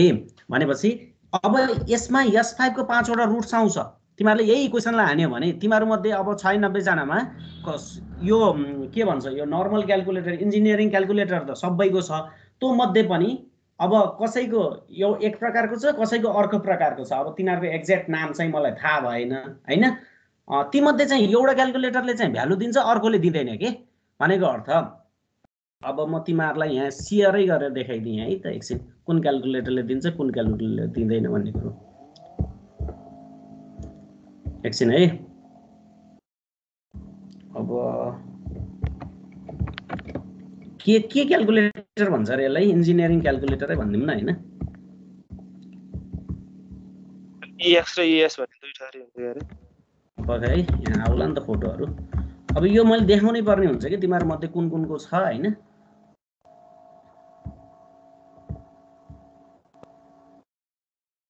पाइन्छ नि त। ओ यस्तो यस्तो पक्का है, हो यो क्याल्कुलेटर छ नि। ल एउटा यो देखिहाल्यो, हो यो क्याल्कुलेटरले चाहिँ दिन सक्छ है तिमीहरू मध्येको भ्यालु, अर्को क्याल्कुलेटरले नदिन सक्छ। यो जुन इक्वेसनहरू टाइप त दुईटैमा गर्न मिल्छ, सबै काम सेम गर्न मिल्छ हैन। तर यो इक्वेसनहरू किन घुमेको यस्तो नेट आज बफरिङ भएको छ त म्याक्सिमम।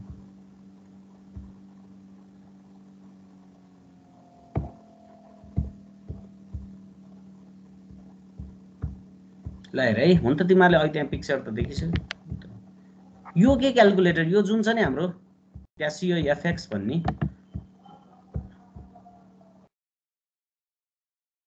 यो क्याल्कुलेटरले चाहिँ तिम्रो भ्यालु चाहिँ दिन्छ है।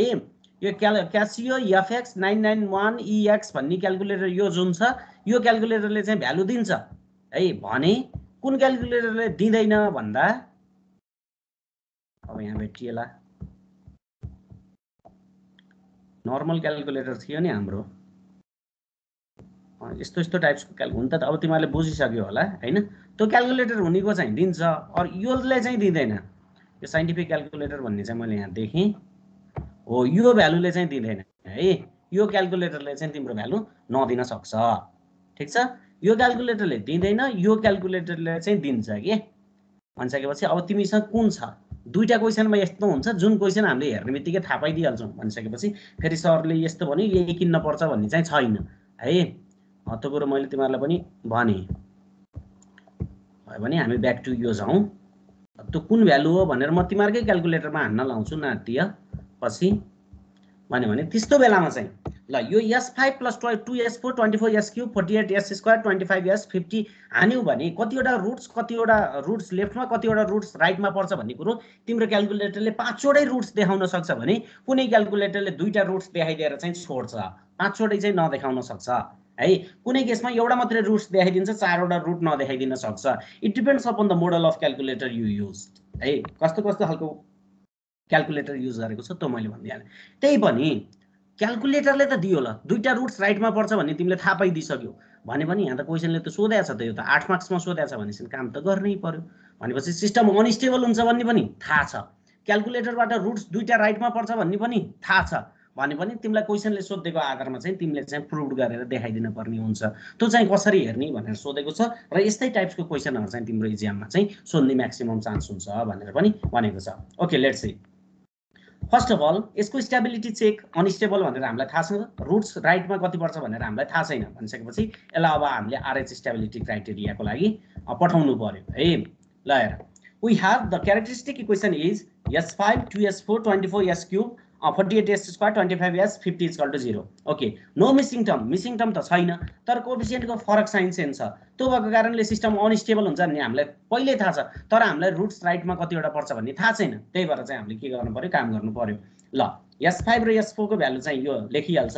S³ भनेको मैले B1 र B2 माने, B1 को भ्यालु भनेको आफूभन्दा जस्ट माथि भनेको 2 छ, -1/2 भइहाल्यो। अब यसको यो दुईटाको डिटर्मिनेन्ट लिन पर्यो, 1 2 24 48 भन्यो भने 0 आयो B1 को value.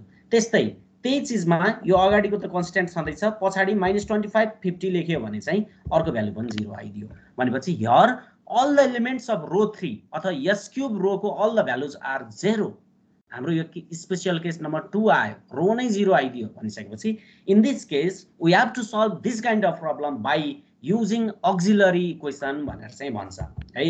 auxiliary equation, so we need auxiliary equation भनेर भन्छ। and what do you mean by auxiliary equation, त्यो चाहिँ अब इम्पोर्टेन्ट हुन जान्छ है। ल हेर, B1 र B2 को भ्यालु 0 आयो भने B1 र B2 को भ्यालु 0 आयो भने B1 र जुन रो 0 छ त्यो भन्दा माथिको इक्वेसनलाई हामीले के भन्छौं, auxiliary equation भनेर भन्छौं। जस्ट रो, यो रो 0 को जस्ट माथिको जुन भ्यालु छ, जुन इक्वेसन छ त्यसलाई हामीले auxiliary equation भनेर भन्छौं। भनिसकेपछि B1 B2 को भ्यालु 0 अथवा S³ रो 0 छ भने त्यो भन्दा जस्ट माथिको इक्वेसन के हुन सक्छ, कसले भन्न सक्छ? त्यो भन्दा माथिको इक्वेसन के हुन सक्छ?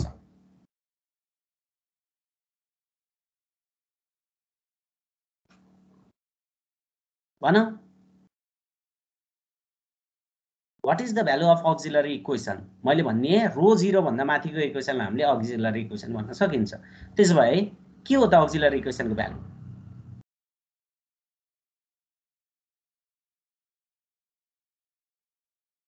सुजित थापा मगर के हुन सक्छ?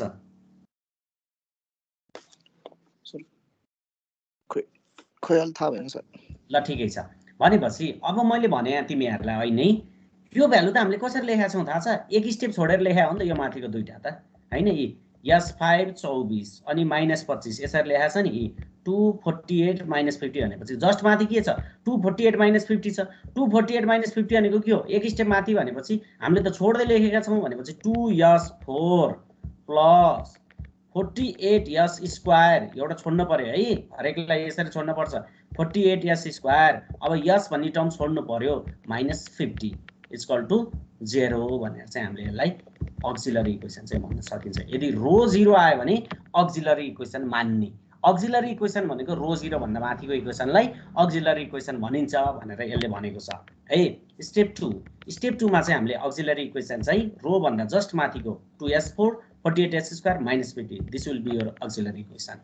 and अब अक्जिलरी इक्वेसन त मानेर मात्रै यहाँ हुनेवाला केही पनि छैन 0 0 को ठाउँमा भ्यालु सब्स्टिट्युट गर्न पर्यो भनेपछि यसको कोएफिसिएन्ट त 4 छ यसको कोएफिसिएन्ट 48 छ हामीलाई चाहिने त s क्युबको हो भनिसकेपछि यसलाई अब हामीले डेरिभेटिभ गर्नु पर्यो किन डेरिभेटिभ गर्नुपर्छ भन्दा अब यो तिमीहरूलाई यसको पनि म भनिदिन्छु यो इक्वेसन अक्जिलरी इक्वेसनले जुन दिएको छ नि यो डेरिभेटिभ इक्वेसनले पनि त्यसको रुट्सहरु चाहिँ सेटिस्फाई गर्छ भनेर चाहिँ भन्छ है माथिले सेटिस्फाई गर्ने रुट्सहरु अक्जिलरी इक्वेसनको डेरिभेटिभले पनि सेटिस्फाई गर्न पर्छ भनेर भन्छ के भनिसकेपछि हेर त डेरिभेटिभ लिनु पर्यो 8s क्यूब प्लस 96s भनेपछि अब हामीले चाहिँ यो भ्यालु ल 2 4 जा 8s क्यूब भनेको 2s4 को डेरिभेटिभ 8s क्यूब भयो 48s स्क्वायर को डेरिभेटिभ 96s भयो -50 को डेरिभेटिभ 0 भयो भनिसकेपछि हामीले डेरिभेटिभको भ्यालु लिनु पर्यो किनभने डेरिभेटिभ्सको रुट सेटिस्फाई गर्ने इक्वेसनले अक्जिलरी इक्वेसनको पनि भ्यालु सेटिस्फाई गर्छ र अक्जिलरी इक्वेसनको भ्यालु सेटिस्फाई गर्नेले तिम्रो ओरिजिनल क्यारेक्टरिस्टिक इक्वेसन पनि सेटिस्फाई गर्छ भनेर चाहिँ भन्न सकिन्छ भनेपछि अब हामीले काम गर्न सकिदैन भने डेरिभेटिभ लिदिनु पर्यो किनभने काम गर्न नसकेको इक्वेसनले सेटिस्फाई गरेको चीज डेरिभेटिभले पनि गर्नेवाला छ भनेपछि ल 8s क्यूब प्लस 96s चाहिँ अब हामीले के गर्नु पर्यो लिनु पर्यो and the value of first 0 will be 8 0 को ठाउँमा तिमीले 8 लाई रिप्लेस गर्छौ भने and the value of second 0 will be replaced by 96 भनेपछि अब हामीले फर्दर काम गर्नु पर्यो है यति हो लजिक अरु केही पनि छैन अक्जिलरी इक्वेसन मानेर त्यसको डेरिभेटिभ लिनु बस 8 र 96 लेख्नु पर्यो 0 0 को ठाउँमा डेरिभेटिभ अक्जिलरी इक्वेसनको डेरिभेटिभ टर्म लेख्नु पर्यो है अब यहाँ पनि एक स्टेप छोडेर लेखेको छ नि त 8s क्यूब छ 96s छ s स्क्वायर भन्ने टर्म त छोडेर लेखेको छ नि त हैन भनिसकेपछि 8 र 96 यो अब फर्दर काम गर्दियौ c1 भनेको -1/8 भइहाल्यो 28 अब यो दुईटाको डेरिभेटिभ सरी डिटरमिनेन्ट है 28 48 96 को के डिटरमिनेन्ट अब अर्को 28 -50 को डिटरमिनेन्ट भनिसकेपछि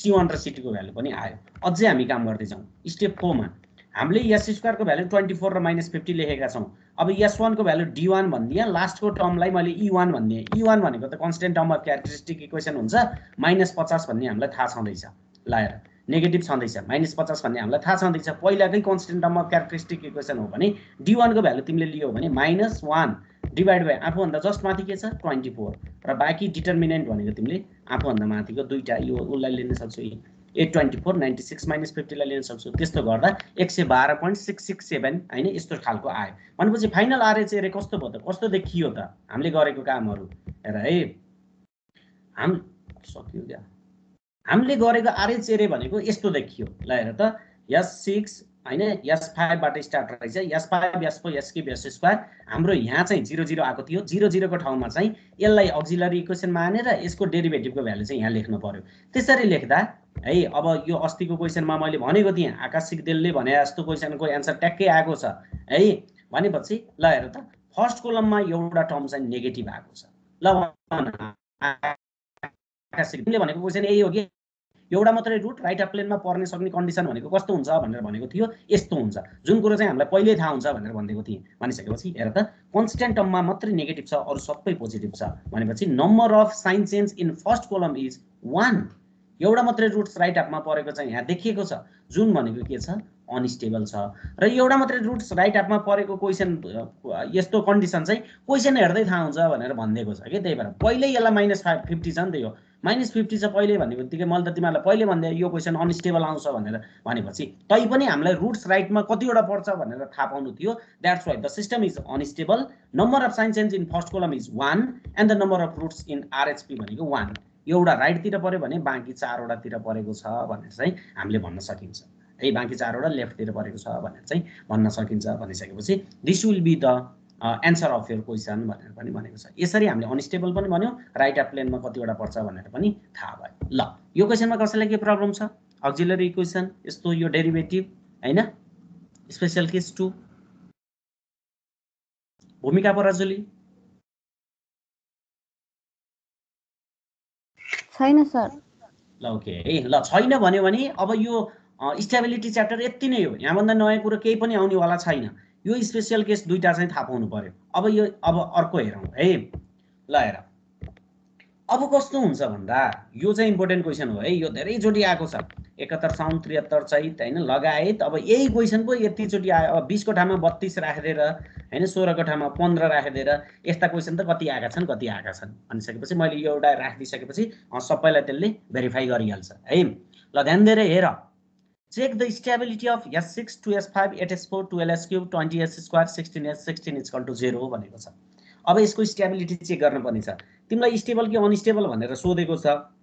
मैले चाहिँ अहिले के गर्दिन्छु भन्दा यो क्वेसन म गरेको छ कि छैन, यहाँ यसले 6 वटा रुट दिन्छ भन्ने हामीलाई थाहा छँदैछ। यसको 6 वटा रुट दिन्छ। कहिलेकाहीँ तिमीहरूलाई रुट्सहरू चाहिँ इन्डिभिजुअल सोधिदिन पनि सक्छ के हुन् रुट भनेर त सोध्दैन, तर कता कता परेका छन् त नि भनेर चाहिँ सोधिदिन्छ कि। राइटतिर कति परेका छन्, लेफ्टतिर कति परेका छन् भनेर सोधिदिन्छ। त्यति त हामीले त फर्स्ट कोलम बनाउने बित्तिकै थाहा हुन्छ। तर कहिलेकाहीँ कस्तो भइदिन्छ भन्दा इमेजिनरीमा कतिवटा रुट परेको छ भनेर पनि सोधिदिन्छ कि। इमेजिनरीको कुरा हामीलाई थाहा हुँदैन, किनभने राइटतिर रुट परे पनि अनस्टेबल हो, इमेजिनरीमा धेरै रुट परे पनि अनस्टेबल हो। त्यो त हामीलाई थाहा छ। भनिसकेपछि अब अनस्टेबल त अनस्टेबल, तर कुन कता रुट कता परेको कारणले अनस्टेबल, इमेजिनरीमा परेको कारणले कि राइटमा परेको कारणले भन्ने चाहिँ हामीलाई थाहा हुँदैन। त्यही भएर कहिलेकाहीँ इन्डिभिजुअल रुट 6 वटै रुट्सहरू पनि निकाल्नुपर्ने कन्डिसन हुनसक्छ। त्यस्तो खालको क्वेसनहरू म चाहिँ यो पछि चाहिँ देखाइदिन्छु है त। ल ओके, फर्स्टमा यसको स्टेबिलिटी चेक गरौँ है। Check the stability of this no missing term and all the coefficient have same sign भनेपछि आरएच लगाइदिइहाल्न पाइयो। S6 को 1 8 20 16 अनि यता 2 12 हैन त 2 12 16 अनि 0 भनेपछि तिमीले यो भ्यालु त जस्ट लेखिदिइहाल्छौ। अब मलाई भ्यालु भनेको यो दुईटाले B1 दिन्छ अनि 20 र 16 ले B2 दिन्छ, 16 र 0 ले B3 दिन्छ भनेपछि तीनटा भ्यालु चाहियो B1 B2 B3। अब भ्यालुको बारेमा मैले भनिरहनु पर्छ जस्तो लाग्दैन। -1/2 1 2 8 12 B1 को भ्यालु 2 आयो, B2 को भ्यालु -1/2 अनि डिटर्मिनेन्ट अफ 1 to 20 16 लास्टको मात्रै चेन्ज गर्ने त हो नि हैन। भनेपछि त्यो भ्यालुमा लास्टको मात्रै 20 16 हाल्दियो भने B2, 16 0 हाल्दियो भने B3 and the all coefficient are in positive है। B1 B2 B3 सबै चाहिँ के छ पोजिटिभ छ। आरएच अझै हामीले काम गर्दै छौं। S4 मा 2 12 16 आएको छ। अब S3 मा अब मैले भन्छु कि यो C1 C2 C3 को भ्यालु सिधै 0 आउने वाला छ। हेर्ने बित्तिकै थाहा हुन्छ कस्तो अवस्थामा भन्दा यस्तो अवस्थामा। हेर है, रो 0 कस्तो अवस्थामा आउँछ भन्दा यो अब आँखा चिम्लेर हुन्छ त। अब यसको डिटर्मिनेन्ट त आँखा चिम्लेर 0 हुन्छ। सेमै छ भने डिटर्मिनेन्ट 0 हुनु परेन कि सेम छ भने 0 हुन्छ डिटर्मिनेन्ट सबै रो। कि अब यो 2 को ठाउँमा 4, 12 को ठाउँमा 24 हैन, डबल के डबल त्रिबल यस्तो यस्तो 16 दुन कति 32 यस्तो आछ भने पनि तिम्रो के हुन्छ 0 हुन्छ। भनेपछि सेम अथवा मल्टिपल छ भने डिटर्मिनेन्ट 0 हुन्छ। 2 4 8 छ भने त्यसको डिटर्मिनेन्ट 0 हुनलाई तल्लो रोमा के चाहियो 4 8 16 चाहियो है। त्यस्तो छ भने रोहरु 0 हुन्छ भनेर पनि भनेको छ, जुन हेर्ने बित्तिकै थाहा भयो। तै पनि निकाल्दिएको छु मैले। C1 को भ्यालु पनि 0, C2 को भ्यालु पनि 0, C3 को भ्यालु पनि 0, अल रोज आर 0 भनेपछि केस 2 लाउनु पर्यो। केस 2 भनेको के हो, अक्सिलरी इक्वेसन मान्नु पर्यो। अक्सिलरी इक्वेसन भनेको अब यसमा के हुने भो भन्देऊ भूमिका पराजुली मलाई। यो केसमा व्हाट इज योर अक्सिलरी इक्वेसन, कतिको कन्सन्ट्रेसन छ?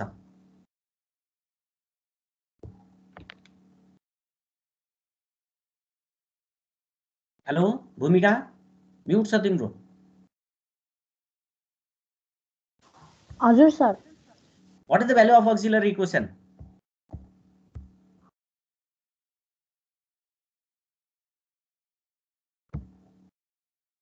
फेरि म्युट भयो है तिम्रो, के भयो हो कि आफैले गरे हो? ओके, भूमिकाले भन्दैन के भयो उसको। ए भन 2s³ 2s³ ल ठिक छ भन्दै जाऊ। 2s³ त्यो माथिको क्वेशन देखायो सजिलो हुन्छ सर। किन क्वेशन देखाउने, यो हेर्ने हो नि सिधै। यो रो 0 छ, रो भन्दा माथिको भन्दैछु मैले सिधै। ए हैन 2s4 plus 2s4 plus 12s² 12s² plus 16 ठिक छ त। अनि क्वेशन चाहियो त? चाहिएन है। तिम्रो मैले उ चाहिँ बुझेँ। तिम्रो कस्तो भइदियो भन्दा तिमीलाई क्वेशन चाहियो कि, किनभने तिमीलाई मनमा के रहेछ भन्दा यो रोहरुमा आउँछ, यो थर्ड यो तेस्रोमा के फर्स्ट सेकेन्ड तेस्रोमा आउँछ भन्ने रहेछ। तर सधैँ तेस्रोमा आउँछ भन्ने छैन है। यही क्वेशनमा चौथो चोटीमा आइदियो अथवा कहिलेकाहीँ पाँचौँमा नि आइदिन सक्छ। भनिसकेपछि पाँचौँमा आएको बेला क्वेशन हेरेर त के थाहा हुन्छ र? यही केसमा पनि क्वेशन हेरेर त के थाहा हुन्छ र? के थाहा नहुन सक्छ हैन। यो 2 12 16 भनेको त तिम्रो क्वेशनको 2 12 16 त होइन नि त। यो त मैले यहाँ बकाइदाले भ्यालु सब्स्टिट्युट गरेर यसरी क्याल्कुलेसन गरेर निकालेको भनेपछि क्वेशनमा यसको इन्फर्मेसन त केही पनि छैन भनेपछि रो भन्दा जस्ट माथिको त्यो भनेको जता पनि पर्न सक्छ भनेपछि यो केसमा भूमिकाले भने जस्तै 2s4 12s² + 16 will be our auxiliary equation जुन क्वेशनले दिने होइन। रो भन्दा माथिको value is our auxiliary equation भनेर चाहिँ भनेको छ है।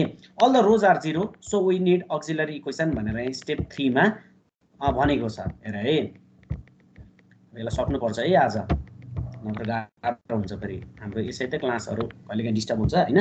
ल भनेपछि यो भ्यालु 0 0 0 छ भने then the auxiliary equation will be अहिले भूमिकाले भने जस्तै 2s4 12s² + 16 = 0।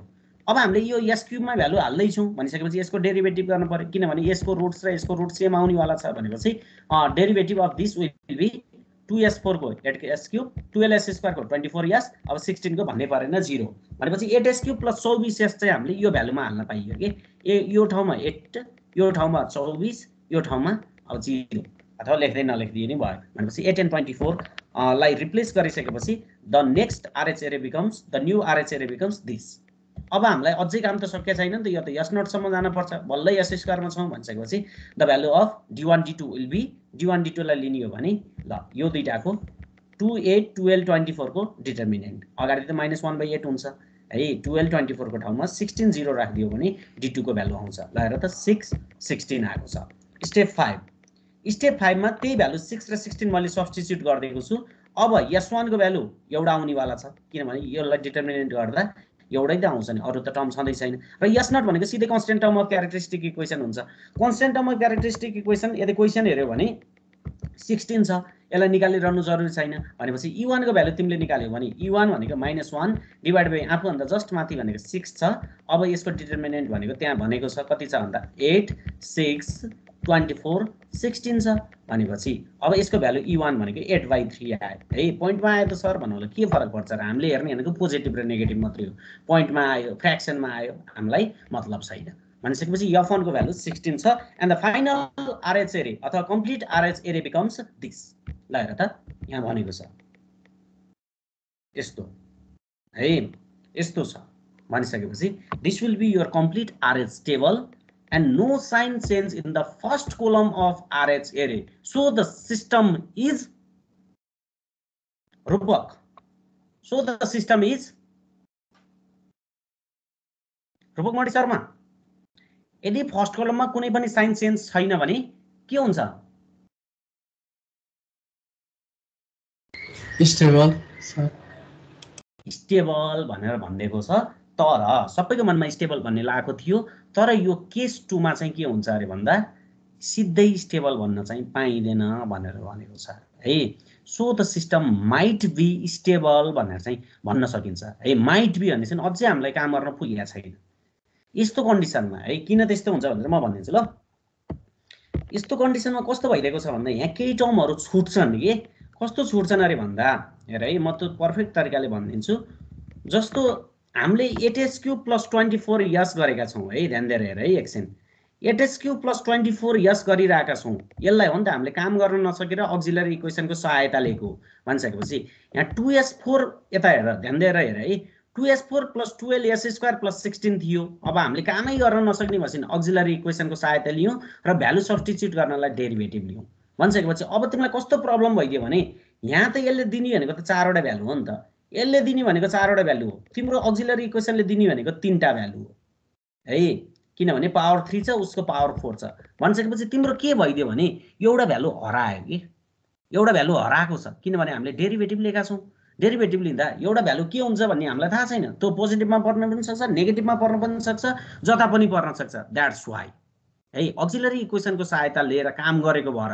अक्सिलरी इक्वेसन नि टक्क राख्न पाएको भए पो हुन्थ्यो उसको डेरिभेटिभ राखेका छौं भ्यालु त सेम हुन्छ तर एउटा रुट चाहिँ हराइरहेको छ के यहाँ 2s4 ले 4 वटा दिन्थ्यो यसले 3 टा दिन्थ्यो भनिसकेपछि एउटा रुटको काम चाहिँ हाम्रो के भइरहेको छ हराइरहेको छ भित्र लुकेको छ भनिसकेपछि त्यो रुटको कारणले यदि नेगेटिभै आउँछ भने अहिलेको केसमा नेगेटिभ आएको थियो ध्यान दिएर सुन है यही हो बुझ्न पर्ने नै यो केसमा एउटा मात्रै यसरी नेगेटिभ देख्दिएको भए सिधै द सिस्टम इज अनस्टेबल किनभने तिम्रो अक्सिलरी इक्वेसनको जुन डेरिभेटिभ गरेको थियो नि डेरिभेटिभ पनि के भयो राइट हाफतिर पर्यो त्यसका रुट्सहरू राइट हाफतिर पर्यो भन्ने चाहिँ बुझ्यो राइट हाफमा पर्ने बित्तिकै रुट त सिधै अनस्टेबल भनेपछि साइन चेन्ज हुन्छ भने सिधै अनस्टेबल भन्न पाइन्छ तर सेम साइन छ सबैको एउटै साइन छ यस्तो केसमा भन्यो भने यसलाई स्टेबल चाहिँ भन्न अझै पाइँदैन किनभने एउटा रुट चाहिँ अझै हाम्रो हराइरहेको छ है यो कन्डिसन भनेको यो कुन स्टेबल छ भन्दा क्यारेक्टरिस्टिक इक्वेसन चाहिँ स्टेबल छ भन्ने चाहिँ हामीले थाहा पाइन्छ क्यारेक्टरिस्टिक भन्न आयो सरी अक्सिलरी इक्वेसनको डेरिभेटिभ चाहिँ स्टेबल छ भन्न थाहा पाइन्छ तर तिम्रो ओरिजिनल इक्वेसन क्यारेक्टरिस्टिक इक्वेसन चाहिँ छैन भन्ने पनि बुझ्न पर्छ है so that in this condition the characteristic equation of your system might be stable भनेर चाहिँ हामीले भन्छौँ किनभने हामीले काम गर्न नसकेर डेरिभेटिभ फर्म लिएका छौँ यसले दिने 4वटा रुट्स थियो यहाँ हामीले 3टा रुट्स दिएर हामीले काम गरिरहेका छौँ भन्यो भने त्यो 3टा रुट्स त स्टेबल हुन्छ बाँकी एउटा रुट भनेको के हुन सक्छ भन्दा तिम्रो स्टेबल हुन पनि सक्छ अनस्टेबल हुन पनि सक्छ हामीलाई थाहा छ location of pole determine the stability भनेपछि एउटा रुट हाम्रो लुकिसकेको छ भने त्यसलाई अब हामीले खोतलेर निहालेर 1/1 गरेर चाहिँ हेर्नुपर्ने अवस्था आउँछ है यसमा सिधै नेगेटिभ भइदिएको भए द सिस्टम इज अनस्टेबल तर यसरी पोजिटिभ आउँछ सबै आउँछ भने the system might be stable भन्ने वर्ड चाहिँ लेख्नुपर्छ भनेर भनेको छ है अब हेरौँ हेर्दै जाऊ है यो सिम्पल छ since no sign change in the first column of RH array so the system may be अथवा माइट बी स्टेबल हामीले सिधै इज स्टेबल भनेर भनेका छैनौँ may be stable that's why we have to solve the auxiliary equation चाहिँ हामीले के गर्नुपर्ने हुन्छ सल्भ गर्नुपर्ने हुन्छ भनेर भनेको छ and the auxiliary equation is 2s4 plus 12s square is equal to 0 s4 plus 6s square plus 8 is equal to 0 भनिसकेपछि यही इक्वेसन तिमीहरूको यही इक्वेसन पनि कसैको क्याल्कुलेटर हाने भने देखाउँछ कसैको देखाउँदैन भनेपछि हेर त मैले अब हातैले गर्दिएँ सबलाई सजिलो हुन्छ भनेर अब s4 भन्ने छ s4 लाई मलाई गर्न गाह्रो हुन्छ त्यो भएर x भनेको s स्क्वायर भन्ने सपोज गर्दिएँ त्यस्तो हुँदा मेरो क्वाड्रेटिक इक्वेसनको फर्ममा आएको छ कि x भनेको s स्क्वायर हो के भयो त x square plus 6s plus 8 भयो भनेपछि x plus 2 x plus 4 is equal to 0 either x plus 2 is equal to 0 or x plus 4 is equal to 0 भनेपछि x को भ्यालु -2 है x को भ्यालु के छ -2 छ x भनेको के हो फेरि s स्क्वायर हो नि त हामीले सपोज गरे s स्क्वायर को भ्यालु -2 भनेपछि s को value plus minus j√2 s को भ्यालु प्लस माइनस j2 भनेपछि सब इमेजिनरी एक्सिसमा परेको रहेछ अक्सिलरी इक्वेसनको रुट्सहरु चाहिँ के भएको रहेछ चारवटै इमेजिनरी एक्सिसमा परेको देखियो अक्सिलरी इक्वेसनको रुट्स चारवटा चाहिँ के भयो भन्दा इमेजिनरीमा परेको चाहिँ देखिएको छ भन्ने चाहिँ यसले बुझायो है भनेपछि एन्ड द रुट्स आर हेर त plus j√2 minus j√2 plus j2 minus j2 बाँकी दुईटाको लागि हामीलाई सम्बन्ध छैन कि बाँकी दुईटा भनेको हाम्रा लेफ्टमै परिसकेका छन् है लेफ्टमै परेका छन् नत्र राइटमा परेको भए अनस्टेबल आइसक्थ्यो भनिसकेपछि बाँकी चाहिँ हामीलाई मतलब हुँदैन अक्सिलरी इक्वेसनको रुटलाई मात्र हामीले हेरिन्छ भनेर भनेको छ that's why the roots of auxiliary equation are always dominant roots त्यही भएर अक्सिलरी इक्वेसनको रुट्सलाई हामीले डोमिनेन्ट रुट्स भनेर भन्छौँ so what do you mean by dominant roots that is they lie close to imaginary axis अथवा अनइमेजिनरी एक्सिस यी सबै इमेजिनरी एक्सिसमा परेका छन् है सबै इमेजिनरी एक्सिसमा छन् एन्ड दे आर एकदम नियर टु ओरिजिन पनि भन्न सकिन्छ अरु रुट्सहरु भन्दा यी रुटहरु ओरिजिनको नजिक पनि हुन्छन् है र इक्वि डिस्टेन्समा हेर न एउटाको कन्जुगेट अर्कोको फर्ममा छन् भनिसकेपछि these are known as dominant roots भनेर चाहिँ भन्छ है यदि सिस्टमलाई स्टेबल बनाउने हो भने यदि सिस्टमलाई स्टेबल बनाउने हो भने यो रुट्सहरुको लोकेसन चाहिँ हामीले हटाउन पर्ने हुन्छ के कन्ट्रोल सिस्टम भनेको के हो अनस्टेबल सिस्टमलाई स्टेबल बनाउने भनिसकेपछि यो रुट्सहरुलाई हटाउनको लागि हामी पछि चाहिँ के गरिन्छ डिजाइन गर्नुपर्ने हुन्छ that's why this roots are known as dominant root because they play special role in stability हामीले यसलाई हटाएको खण्डमा मात्रै के हुन्छ भन्दा तिम्रो स्टेबल सिस्टम हुन्छ यसलाई हटाइएन भने चाहिँ हाम्रो सिस्टम अनस्टेबल हुन सक्छ that's why they are always closer to origin and conjugal of each other so that they are known as dominant roots भनेर भन्छ है र डोमिनेन्ट को रुट भनेको तिमीले अब डेफिनेसन खोज्यो भने त्यस्ता रुट्सहरु जो अरु रुट्सहरु भन्दा इमेजिनरी एक्सिसमा छन् नजिक छन् अथवा ट्याक्कै इमेजिनरी एक्सिसमा छन् र ओरिजिनलको नजिक छ ओरिजिनको नजिक छ भने त्यस्ता खालका रुट्सहरुलाई हामीले डोमिनेन्ट रुट भन्छौं भनेर चाहिँ भनेको छ भनेपछि बाँकी रुटको नि कुरा आरेछ है हेर the remaining 6 - 4 is equal to 2 roots बाँकी दुईटा रुट कता गए will always lie to left half plane किनभने हाम्रो अक्सिलरी इक्वेसन भन्दा बाँकी दुईटा भनेको सधैँ लेफ्टमा पर्छन् किनभने this two roots do not have any role in stability यसको स्टेबिलिटीको लागि कुनै पनि रोल छैन है किनभने यदि त्यो ऊ भइदिएको भए त यहाँ तिम्रो साइन चेन्ज हुन्थ्यो अनस्टेबल भनेर आइदिइहाल्थ्यो कि जे बिगारेको छ अक्सिलरी इक्वेसनले बिगारेको छ भनेर भनेको छ because they lie far far away than origin अथवा इमेजिनरी एक्सिस भनेर भनेको छ तैपनि है भनेपछि अब तिम्रो रुट्सहरू हेर है यहाँ अब यो स्टेबल हो कि अनस्टेबल हो कि के होला ल्याङ गरे होला भन्ने तिमीहरूलाई लागिरहेको छ भने यसलाई यसरी नै देखाउनुपर्छ भनिसकेपछि यो लाइन हेर since the roots of auxiliary equation since the roots of auxiliary equation are non-repeated on imaginary axis यो लाइन हेर है यही हो important since the roots of auxiliary equation are non-repeated on imaginary axis किनभने यहाँ यो चारवटा रुटहरू कुनै पनि रिपिट भएका छैनन् देख्दा उस्तै देखिए पनि यी सबै रुट्सहरू भनेका फरक फरक हुन् तिमीले ग्राफमा प्लट गर्छौ भने एउटा यता हैन एउटा यता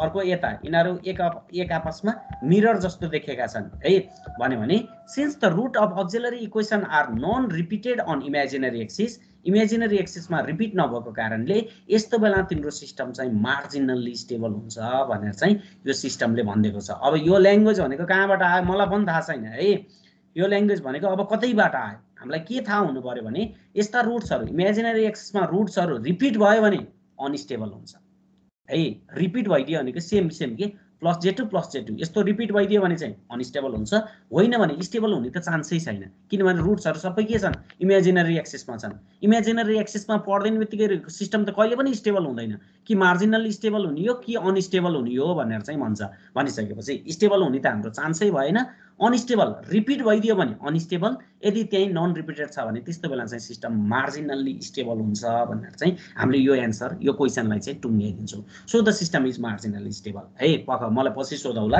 केही कुरा सोध्नु छ भने म बाँकी काम पनि गरिदिइहाल्छु यदि तिमीहरूलाई मैले दुईटा रुट्स चाहिँ एकदम टाढा पर्छ भनेर भनिदिएँ होइन भनेकै छ यो बुकहरुमा सबै हामीले हेरेकै चिज हो भनिसकेपछि हो र त्यस्तो हुन्छ र भन्ने लागिरहेछ भने म त्यो दुईटा रुट्सहरु पनि के हो भनेर चाहिँ निकाल्दिन्छु तिमीहरूलाई इक्जाममा यति मात्रै क्वेशनले यति मात्रै सोधेको छ भने यो निकाल्न पर्दैन तर क्वेशनले कहिलेकाहीँ छक्क्याएर सोधिदिन्छ त्यो छक्क्याउने भनेको के हो हामीले अलि पछि हेर्छौं हेर है बाँकी दुईटा रुट्स भनेको के हो भन्ने निकाल्न पर्यो भने ध्यान दिएर हेर यता जस्तो ओरिजिनल क्यारेक्टरिस्टिक इक्वेसन हामीलाई थाहा छँदैछ अक्सिलरी इक्वेसन पनि हामीलाई थाहा छँदैछ अक्सिलरी इक्वेसनको पावर 4 छ ओरिजिनल इक्वेसनको क्यारेक्टरिस्टिक इक्वेसनको पावर चाहिँ 6 छ भनिसकेपछि दुईटा रुट्सहरु कहाँ छन् भन्ने त हामीलाई थाहा छैन अहिलेसम्म भनेपछि अब अक्सिलरी इक्वेसन भन्नु र क्यारेक्टरिस्टिक इक्वेसनको रुट भन्नु सेम हो भने चारवटा रुट त दुईटैको लागि बराबर हुन्छन् तर दुईटा रुट्स के हुन् त नि भनेर निकाल्न पर्यो भने अब अप्सनल म्याथ 9 10 को अप्सनल म्याथ सम्झिन पर्यो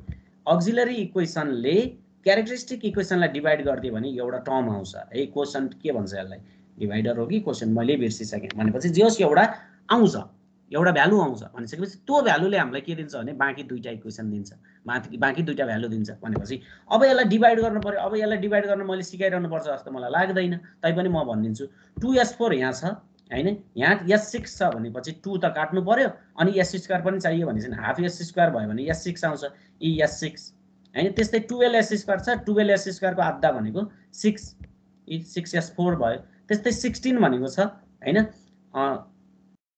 16 को हाफ भनेको कति भयो भन्दा यी 8s² आयो अब यसलाई काटकुट तिमीहरुले पारिहाल्छ बाँकी भनेको तिम्रो कति आयो यी 2s5 2s4 12s² यस्तो आयो अझै अब हामीले के गर्न पर्यो भने यो त कम्प्लिटली काटेको छैन 2s5 टर्म चाहिएको छ भनेपछि यसले मल्टिप्लाई गरिदियो भने 2s5 आउँछ 2s5 12s² यो गरिहाल्छ यसरी गर्दा लास्टमा अझै काटेको छैन अझै तिमीहरुको यी 2s4 12s² + 16 आएको छ भने 2s4 1 2s4 भनेर यी ट्याक्क तिम्रो रिमाइन्डर चाहिँ लास्टमा 0 आएको छ भनेपछि this value half s² + s + 1 ले चाहिँ हामीलाई बाँकी दुईटा रुट्स चाहिँ दिन्छ ल हेर त हाफ s² + s + 1 = 0 भयो s² + 2s + 2 = 0 भयो s भनेको -1 + -j भन्ने चाहिँ यतापट्टि पर्यो भनेपछि दुईटा रुट भनेको मैले लेफ्टमा पर्छ भनेर भनेको थिएँ ल हेर त -1 + j अब यो भनेको सिधै लेफ्टमा परेको हामीले देखिरहेछ -1 आउने बित्तिकै -1 भनेको के छ लेफ्टतिर परेको छ लेफ्टतिर पर्ने बित्तिकै रोल केही पनि हुँदैन यिनीहरुको किनभने राइटतिर पर्ने र इमेजिनरीमा पर्नेको रोल हो कि लेफ्टतिर भयो भने त स्टेबल हुन सक्छ राइटतिर पर्दियो भने अनस्टेबल हुने हो अब तिम्रो इमेजिनरी एक्सिसमा चाहिँ रिपिटेड छ भने अनस्टेबल हुने हो नन रिपिटेड छ भने मार्जिनली स्टेबल हुने हो दैट्स व्हाई यो दुईटा रुट्सको चाहिँ भ्यालु चाहिँ भनौं न यिनीहरुको रोल चाहिँ स्टेबिलिटीमा केही पनि हुँदैन चारवटा रुट्सहरु अक्सिलरी इक्वेसनकै रुट्सहरुको चाहिँ रोल हुने हो र यो रुट्सहरु दोहोरिएको खण्डमा अनस्टेबल हुन्छ, नदोहोरिएको खण्डमा चाहिँ मार्जिनल्ली स्टेबल हुन्छ भनेर चाहिँ भनिदिएको छ। र तिमीहरूलाई इक्जाममा सोध्ने क्वेसन भनेको यसरी सोध्ने हो कि है, कहिलेकाहीँ find the number of roots with 0 real part भनेर भनिदियो। 0 रियल पार्ट भनेको के हो, सबै इमेजिनरीमा पर्ने कतिवटा छन् भनेर सोधिदियो। 4 वटा छन्। अक्सिलरी इक्वेसनले दिएको जति 4 वटाहरू इमेजिनरीमा परेका छन्, बाँकी 2टा भनेको त लेफ्टमा पर्छ भनेर हामीलाई थाहा छ। त्यही भएर number of roots with 0 real part, रियलै नहुने भनेको के हो, इमेजिनरी हुने हो, that's why number 4। Number of roots with positive real part भनेको राइट हाफतिर कतिवटा पर्यो भनेर सोध्यो। 2टा सधैँ लेफ्टमा पर्छन्, 4 वटा इमेजिनरीमा परेको छ अरे राइटतिर कति पनि परेन, 0। Number of roots with negative real part, लेफ्टतिर कतिवटा पर्यो, 4 वटा इमेजिनरीमा परेको छ, बाँकी 2टाको केही रोल हुँदैन स्टेबिलिटीमा भनिसकेपछि अब्भियसली 2टा चाहिँ केमा छन्, लेफ्टमा छन्। यदि तिमीहरूलाई ऊ छ भने, डाउट छ भने मैले निकालिदिएको छु -1 + j, 2टा चाहिँ के भएको छ, -1 + -j चाहिँ हाम्रो लेफ्टमा छन् भनेर चाहिँ भनिदिएको छ। Hence the system is marginally stable since the roots are non-repeated on imaginary axis and the 6 root है, total number of 6 roots are these। हेर त यो 6 वटा रुट हेरेर चाहिँ तिमीहरूलाई कसरी क्वेसन सोध्छ भने इमेजिनरीमा कतिवटा पर्यो, राइटतिर कतिवटा पर्यो, लेफ्टतिर कतिवटा पर्यो भनेर यसरी सोध्छ कि। यस्तो हुँदा त अब हामीले निकाल्न पर्ने हुन्छ भनिसकेपछि यो क्वेसन चाहिँ अलि हेभी वेटको छ। किन हेभी वेटको छ भन्दा यो क्वेसनमा यस्तो काम गर्नुपर्ने देखियो है। तिमीहरूले यो क्वेसनमा गर्न नपर्ने भनेको यहाँ मैले भनिदिएँ नि त, यति यो डिभाइडको काम चाहिँ नगर्नु पर्न सक्छ है। व्हाट आर द रुट्स भनेर कहिले पनि सोध्दैन। यो डिभाइड किन गरेको भन्दा मैले तिमीहरूलाई लेफ्टमा जसरी नि पर्छ है भनेर मात्रै देखाइदिन लागेको भनेपछि लेफ्टमा त परेको देखियो है। तिमीले यहाँ राम्रोसँग हेरेछ भने यहाँ मैले भनेको छु कतै, and these two roots do not have any significant role in stability because they'll always lie on left भनेर भनिएको छ कि। भनेपछि लेफ्टमा पर्छ भनेर हामीलाई सिधै पहिल्यै थाहा हुन्छ। अक्सिलरी इक्वेसन बाहेकका रुट्सहरू सधैँ लेफ्टमा पर्छन् भन्ने चाहिँ थाहा हुन्छ। र यसरी चाहिँ हामीले अब स्पेशल केस, दोस्रो स्पेशल केसमा पनि फर्स्ट कोलममा साइन चेन्ज भयो भने सिधै अनस्टेबल, तर साइन चेन्ज भएन भने might be stable, might be stable भनेर भन्नुपर्छ है। माइट बी स्टेबल यस्तो किन हुन्छ अरे भन्दा रो किन 0 हुन्छ भन्दा अहिले मैले भने हैन त, एउटाको कन्जुगल अर्को भएको खण्डमा चाहिँ त्यस्तो हुन सक्छ भनेपछि j√2 को कन्जुगल j-√2, j2 को कन्जुगल -j2 भनेपछि यस्तो अवस्थामा चाहिँ रो 0 हुन्छ। र यस्तो रो 0 भएको खण्डमा चाहिँ कि सिस्टम अनस्टेबल हुन्छ कि मार्जिनली स्टेबल हुन्छ, स्टेबल हुनै सक्दैन भनेर चाहिँ भनेको छ। किनभने त्यो रुट्सहरू इमेजिनरीमा पर्छ भनेर भनेको, कि इमेजिनरीमा पर्छ कि राइटमा पर्छ। यसरी चाहिँ हामीले चाहिँ स्पेशल केसहरूलाई चाहिँ टुङ्गाइदिन्छौँ। ल मलाई सोध अब केही प्रब्लम छ भने है सर। भन। तर अस्ति फेरि हामी थ्योरीमा त त्यो इमेजिनरी पोल इमेजिनरीमा लाइनमा पढ्ने बित्तिकै अनस्टेबल हुन्छ भन्नुभएको थियो नि सर। अब यस्तो छ है, त्यो बेला चाहिँ कन्जुगलका कुराहरू चाहिँ भएको थिएन। इमेजिनरीमा एउटा पर्ने बित्तिकै मार्जिनली स्टेबल भनेको थियो हैन, इमेजिनरीमा धेरै पर्ने बित्तिकै अनस्टेबल भनेर भनेको थियो भन्यो भने त्यसैलाई नै यसले इम्फेसिस गरेको मात्रै हो है, त्यसैलाई इलाबोरेट गरेको हो। ठिक छ, रुट्सहरू यस्तो अवस्थामा छन्। अब रिपिटेड र नन रिपिटेड पनि हेरिदिनु पर्यो कि। यदि रिपिट छन् भने अनस्टेबल हामीले भनेको मिलिहाल्यो, नन रिपिट छन् भने चाहिँ त्यस्तो अवस्थामा चाहिँ मार्जिनल्ली भन्नुपर्छ भनेर फेरि अर्को टाइप्सको रुल आइदियो कि है। अनस्टेबल त हुन्छ नै, मार्जिनल्ली स्टेबल पनि हुन सक्ने चान्स हुँदो रहेछ भन्ने चाहिँ बुझ्नु पर्यो। त्यही हो है सर। तर त्यतिखेर एक्जाम्पल त हामीले +-j लिएर दुईटा कन्जुगल रुटै ल्याएको थियो हैन सर। कन्जुगल रुट्सहरू थियो र तिनीहरू के छ भन्दा पखाइ है त, ओके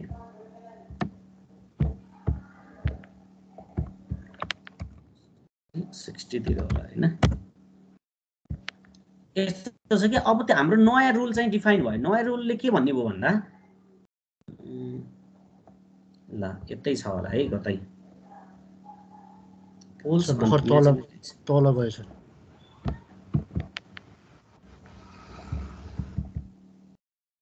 यो हो poles on imaginary axis. Okay दुईटा है, एउटा s+j भयो, अर्को s-j भयो। यो भएको खण्डमा टिजिकल इन्फिनिट हुँदा so the system is unstable भनेर भनेको छ। यस्तो अवस्थामा चाहिँ हाम्रो मार्जिनल्ली स्टेबल हुनुपर्ने थियो भन्ने चाहिँ हो है। z = इन्फाइनाइट यस्तो हो कि यो यस्तो हो, यस्तो छ है। खास यसले भन्न खोजेको के हो भन्दा यो कस वेभ भन्ने चाहिँ यहाँ आएको छ है, यो कस वेभ भन्ने चाहिँ यहाँ आएको छ है। कस वेभको भ्यालु भनेको के हो भन्दा 0 देखि 1 सम्म हुनेवाला छ 0 देखि 1 सम्म हुनेवाला छ भनिसकेपछि यसको भ्यालु चाहिँ सर्टेन बाउन्डेड भएको जस्तै चाहिँ हामीले देख्न सक्छौं। तर सँगसँगै केमा पनि डिपेन्ड भएको छ भन्दा के को भ्यालुमा डिपेन्ड भएको छ। केले चाहिँ यसलाई तलमाथि लान्छ हैन, तलमाथि लान्छ। यो कस वेभले चाहिँ यो चाहिँ नेभर एन्डिङ प्रोसेसमा लान्छ। तर नेभर एन्डिङ भए पनि भ्यालु चाहिँ के हुन्छ 0 र 1 को बीचमा हुन्छ। द्याट्स वाइ यो केसमा चाहिँ यसले के भन्यो भन्दा अब यो त नेभर एन्डिङ जस्तो देखियो, त्यो भएर अनस्टेबल भइदियो। तर यो भ्यालुलाई कुरा गर्छौ भने यसको भ्यालु त कन्स्ट्यान्टै हुन्छ नि, टुकेको भ्यालु त कन्स्ट्यान्टै हुन्छ, कसको भ्यालु पनि कन्स्ट्यान्ट हुन्छ भनिसकेपछि यस्तो बेला चाहिँ मार्जिनल स्टेबल पनि हुन सक्छ भनेर चाहिँ भनिदियो कि स्टेबल चाहिँ भनेको छैन कि। त्यसरी बुझ्नु पर्यो कि यसले मार्जिनल स्टेबललाई पनि अनस्टेबल जस्तै भनिदियो हैन। किनभने यसलाई दुई तरिकाले हेर्न सकियो कि एउटा कसको भ्यालुलाई चाहिँ कन्स्ट्यान्ट हुन्छ भनेर हेर्यो भने मार्जिनल स्टेबल हुन्छ, हैन कसलाई यतिकै हेर्ने हो भने चाहिँ अनस्टेबल हुन्छ भनेर चाहिँ भनिदिएको छ। त्यति हो फरक, अरु केही पनि छैन। यो केसमा मैले अनस्टेबल एन्ड मार्जिनल स्टेबल भनेर लेखिदिए पनि हुन्थ्यो, एक स्टेप यहाँ राख्दिएर हैन। Since the value of cos is constant, value of cos त के हुन्छ सधैँ 0 र 1 को बीचमा हुन्छ भनेपछि 2k इन्टु 0 र 1 को भ्यालु भनौँ न अब कति आउँछ त्यो भ्यालु भयो भने त एउटा कन्स्ट्यान्ट भ्यालु आउँछ। कन्स्ट्यान्ट हुँदा हामीलाई के थाहा छ भने मार्जिनल स्टेबल हुन्छ भन्ने थाहा छ। भनिसकेपछि यो कि अनस्टेबल भयो कि मार्जिनल स्टेबल भयो कि दुईटै केस यस्तो भइदियो भनेपछि यहाँ कि अनस्टेबल हुन्छ कि मार्जिनल स्टेबल हुन्छ भनेर चाहिँ भन्न सकिन्छ राजा सुनिल। ए हस् है त्यहाँ अनस्टेबल मात्रै लेखेको छ किनभने कसलाई चाहिँ त्यसले कसै मानिदिएको छ, भ्यालु कन्स्ट्यान्ट भनेको छैन हैन, त्यो भएर हो। यतिकै बुझ भन्दा अब त्यसलाई पनि बिर्सिदेऊ कि। अब अर्को नयाँ मैले यहाँ समराइज भनेर लेखिदिएको छु, यो चाहिँ सम्झिन पर्यो कि। ल हेर है, यो भनेको कतै मैले लेखिदिएको छु है यहाँ। ल एकछिन हेरौँ है, त्यहाँ कतै न कतै छ, यहाँ मैले कता लेखिदिएको छु समरी भनेर। एकछिन है, यसलाई म गर्छु। सर भनेपछि त्यो होम रुथरी रुललाई चाहिँ कलमहरु सबै पोजिटिभ आए पनि हामीले इमेजिनेरी चाहिँ चेक गर्नै पर्छ सर। ल हेर है एकैताल म तिम्रो एन्सर सबै यहाँ दिन्छु। ल एकैछिन है, यो अलि उ छ हैन, यो कसले स्क्यान गरेर हालेको राम्रोसँग हालेको छ हैन। ल मैले यहाँ के भन्देको छु भन्दा ल सुशील अहिले तिम्रो एन्सर दिन्छु म। यसले चाहिँ समरी भनेको छ कि हामीले जे भन्यौ नि यो हो कि खास, यसलाई प्रिफर गर है सबै। किनभने यसले भनेको छ before solving any question please remind this भनेर भनेको छ। एउटा भनेको के हो, यदि फर्स्ट कोलममा जिरै छैन भने सिधै सिस्टम स्टेबल है भनेको मतलब कुनै केस छैन भने कि without any case, normal case है, न जिरो आएको। जिरो भन्ने चिज तिमीले देखेकै छैनौ, नो एनी रो जिरो अथवा नो एनी साइन फर्स्ट कोलममा कुनै पनि जिरो छैन भने र फर्स्ट कोलममा साइन चेन्ज छैन भने सिधै स्टेबल। जेसुकै होस् साइन चेन्ज छ भने अनस्टेबल, आँखा चिम्लेर साइन चेन्ज भयो भने त सिधै अनस्टेबल है। जुनसुकै कन्डिसनमा नि साइन चेन्ज भयो भने अनस्टेबल भन्न सकिन्छ। यो क्वेसन नम्बर 2 ले भन्यो है। 3 ले के भन्छ, यदि special case number 1, special case number 1 भनेको फर्स्ट कोलम टर्म चाहिँ 0 अरु 0 छैन भने ओरिजिनल क्यारेक्टरिस्टिक इक्वेसनलाई s+1 ले मल्टिप्लाई गर्ने, नयाँ क्यारेक्टरिस्टिक इक्वेसन आउँछ त्यसलाई चाहिँ काम गर्ने। त्यसमा पनि साइन चेन्ज हुन्छ भने अनस्टेबल, भएन भने स्टेबल। अथवा स्मल नम्बरले 0 लाई रिप्लेस गर्न सकिन्छ, त्यस्तो हुँदा पनि साइन चेन्ज भयो भने अनस्टेबल, साइन चेन्ज भयो भने अनस्टेबल, भएन भने स्टेबल। र चौथो भनेको रो 0 हुने बेला, रो 0 हुने बेलामा हामीले अक्सिलरी इक्वेसन लिनु पर्यो। अक्सिलरी इक्वेसनको डेरिभेटिभ लिनु पर्यो। डेरिभेटिभ लिएर अनि तिमीले फाइनल फर्स्ट कोलम हेर्छौ। फर्स्ट कोलम हेर्दा साइन चेन्ज भयो भने आँखा चिम्लेर अनस्टेबल है, साइन चेन्ज भएन भने might be stable. Might be stable भनेको के हो भने कि मार्जिनल स्टेबल कि अनस्टेबल भन्नु खोजे हो कि। दुईटा कन्डिसन, कि मार्जिनल स्टेबल हुन सक्छ कि अनस्टेबल हुन सक्छ भन्यो।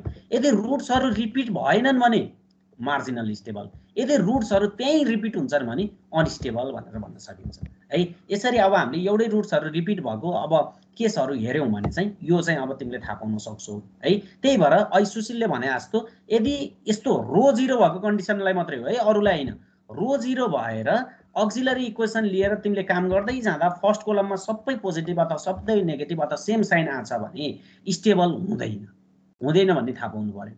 किन स्टेबल नहुन सक्छ भन्दा सबै रुट्सहरु तिम्रो त्यो रो 0 भनेको इमेजिनरीमा आउनु परिहाल्यो। इमेजिनरीमा आइदिने बित्तिकै सिस्टम स्टेबल हुँदैन, कि अनस्टेबल हुने हो कि मार्जिनल स्टेबल हुने हो। त्यही भएर तिमीले चाहिँ अब 4 वटा छ भने दुईटा अक्सिलरी इक्वेसनबाट निकाल्छौ, बाँकी दुईटा भनेको सधैँ लेफ्टमा पर्छ भन्ने थाहा पाउनु पर्यो। त्यही भएर त्यो दुईटा रुट्सहरु चाहिँ निकालिरहनु पर्दैन। 6 वटा छ भने अक्सिलरी इक्वेसन 4 वटा छ भने दुईटा लेफ्टमा पर्छ, अक्सिलरी इक्वेसन 3टा छ भने 3टा लेफ्टमा पर्छ हैन। त्यसरी चाहिँ हामीले बुझ्न सक्छौं। अब निकाल्ने नै हो भने मैले निकालेर देखाइदिएँ, त्यो दुईटा रुट्स चाहिँ निकालेर देखाउन चाहिँ पर्दैन। त्यो सधैँ अक्सिलरी इक्वेसन बाहेकका रुट्सहरु चाहिँ सधैँ नेगेटिभमा पर्छन् भन्ने चाहिँ हामीलाई थाहा हुन्छ है। ल सुनिल बुझ्यो बुझ्यो अरू अरू अरू यो प्रब्लम आउनु पर्छ है, केही सोध्नु पर्छ तिमीहरूले, यत्तिकै सोधिदियो भने त। हजुर तर यदि एक्जिलरी इक्वेसन हामीले युज गरेका छैन त्यही पनि कोलममा सबै पोजिटिभ आएको छ भने त्यसलाई इमेजिनरी चेक गर्नुपर्छ कि पर्दैन? पर्दैन के राजा, पर्दैन। अरूलाई त पर्दै पर्यो नि, रो 0 आएन भने त मतलबै भएन नि। रो 0 आएन भने अक्जिलरी इक्वेसन लिँदैनौ, अक्जिलरी इक्वेसन लिँदैनौ भने यस्ता नाना थरी कुराहरू आउँदैन है। रो 0 को कन्डिसनमा मात्रै यो माइट बी स्टेबल भन्ने लेख्ने, अरू कहीँ पनि पर्दैन। अरूमा कि स्टेबल हुन्छ कि अनस्टेबल हुन्छ सिधै। यो मार्जिनल्ली स्टेबल भन्ने चिज पनि यही रो 0 को बेला मात्रै आउँछ, अरू बेला कहिले पनि आउँदैन। यो चिज चाहिँ विचार गर्नु पर्यो के। जति पनि केसहरू स्टेबल हुने छन् अगाडिको केस 1 सम्म हुन्छ, केस 2 ले स्टेबल कहिले पनि दिँदैन। केस 2 ले कि मार्जिनल स्टेबल दिन्छ कि अनस्टेबल दिन्छ है, किनभने रुट्स इमेजिनरी एक्सिसमा आउँछ। इमेजिनरी एक्सिसमा आ बेला, रुट्स इमेजिनरी एक्सिसमा आ बेलामै यस्तो हुने हो कि, ठिक छ, कि मार्जिनल स्टेबल हुन्छ कि अनस्टेबल हुन्छ।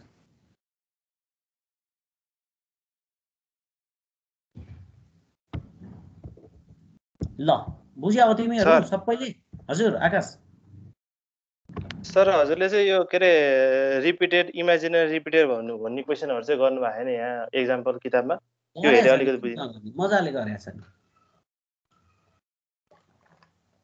रिपिट भने कि नन रिपिट?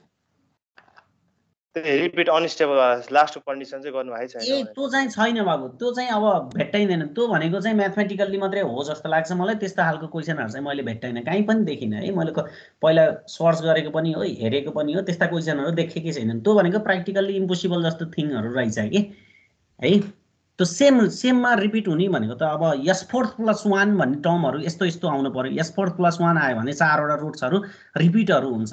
त्यस्तो खालको चाहिँ खासै भेट्टिँदो रहन्छ कि। अब त्यो त्यस्तो खालको सिस्टमै नहुने हो कि के छ है, त्यसको चाहिँ डिटेलमा मलाई पनि थाहा भएन।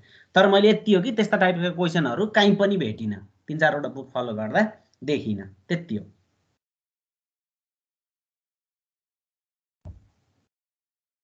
अरु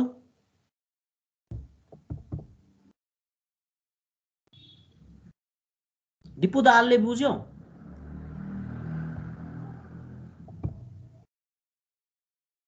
दिपु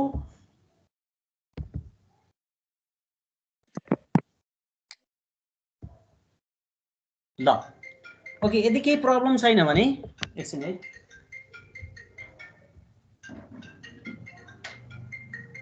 हजुर ल म आइहालेँ बाबु, 5 मिनट्स। ल ल ल ल ओके, यदि केही प्रब्लम छैन भने आज चाहिँ हामीले यति नै गर्छौं। र नेक्स्ट क्लास भनेको अब हाम्रो कहिले छ? सोमबारमा चाहिँ यो च्याप्टर चाहिँ हामीले च्याप्टर 4 स्टेबिलिटी सिद्ध्याएर च्याप्टर 5 तिर चाहिँ हामी प्रवेश गरिन्छ। च्याप्टर 4 हामी सोमबार सकिन्छ, च्याप्टर 5 चाहिँ मंगलबार चाहिँ स्टार्ट गर्छौं हामी है त।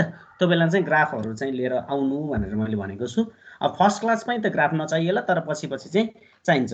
र हाम्रो कोर्स चाहिँ अलि ल्याग त भएको छैन, यो बेला टाइम पिरियडै कम हो हैन, अनलाइन भयो यही माथि। कोर्स चाहिँ नसकिन सक्छ, किनभने कन्ट्रोल सिस्टमको क्वेसन लामो के अरे कोर्स चाहिँ सिलेबस चाहिँ लामै छ। अब तिमीहरूले एक्स्ट्रा क्लास मिलाएको खण्डमा चाहिँ हुन त तिमीहरूको इक्जामको बारेमा केही पनि नोटिस आएको छैन। आइओई को सिलेबसमा चाहिँ के अरे आइओई को क्यालेन्डरमा चाहिँ साउन 21 गतेदेखि भनेको छ तिमीहरूको इक्जाम, तर साउन 21 गतेदेखि गर्न सक्ने अवस्था छैन हैन। भनेपछि केही न केही टाइम त लाग्छ। हामीसँग आज असार 15 भनेपछि बाँकी 15 दिनमा हामीले 2 हप्ता त हो नि, 4 दिन त हो नि, रुट लोकस सक्छौं। हद्दै सक्यो भने च्याप्टर 5 सक्छौं। 6, 7, 8 त टन्नै बाँकी छ। हामीलाई एक्स्ट्रा क्लास चाहिन सक्छ है। हामीले साउन महिनाभरिमा हाम्रो उद्देश्य भनेको साउन महिनाभरिमा कोर्स सक्ने हो।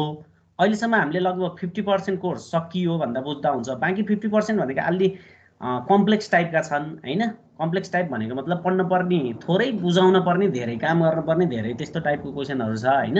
त्यो भएको कारणले मलाई एक्स्ट्रा क्लास तिमीहरूले कुनै टाइममा राखिदियो भने द्याट विल बी बेटर। दुईटैलाई मिलाउँदा है। मलाई बरु बिहान बेलुका यताउता त्यो टाइम मलाई मतलब छैन, जुनसुकै टाइममा पनि लिदिन सक्छु। मेरो जोड्न भएन त्यति हो हैन। तिमीहरू दुईटाको पनि नजोडेको खण्डमा अब भन्छौ भने स्याटरडे अथवा स्याटरडे मिल्दैन अरु दिन मिलाउन सक्छौ भने त्यो पनि पर्फेक्ट छ। त्यसो गर्यो भने चाहिँ म टाइममा कोर्स सिद्धाइदिन्छु भनेर भन्न खोजे हो है। त्यो दुईटा जीवन भाइ र अब अनुपम भाइहरु सल्लाह गर्नु, अनि मलाई टाइम सर यो टाइममा मिल्छ भने मिल्छ भन्यो, होइन सर दुइटै गरौँ भन्यो भने ठिकै छ, जहाँसम्म पुगिन्छ हेर्दै जाउँ। पुगेन भने लास्टमा तिमीहरूको अरू सब्जेक्टको पनि कोर्स सकिन्छ होला, अनि त्यसैबाट चाहिँ हामीले उनीहरूको टाइममा पनि अनि हामी क्लास लिनु पर्ला, किनभने कन्ट्रोल सिस्टमको क्लास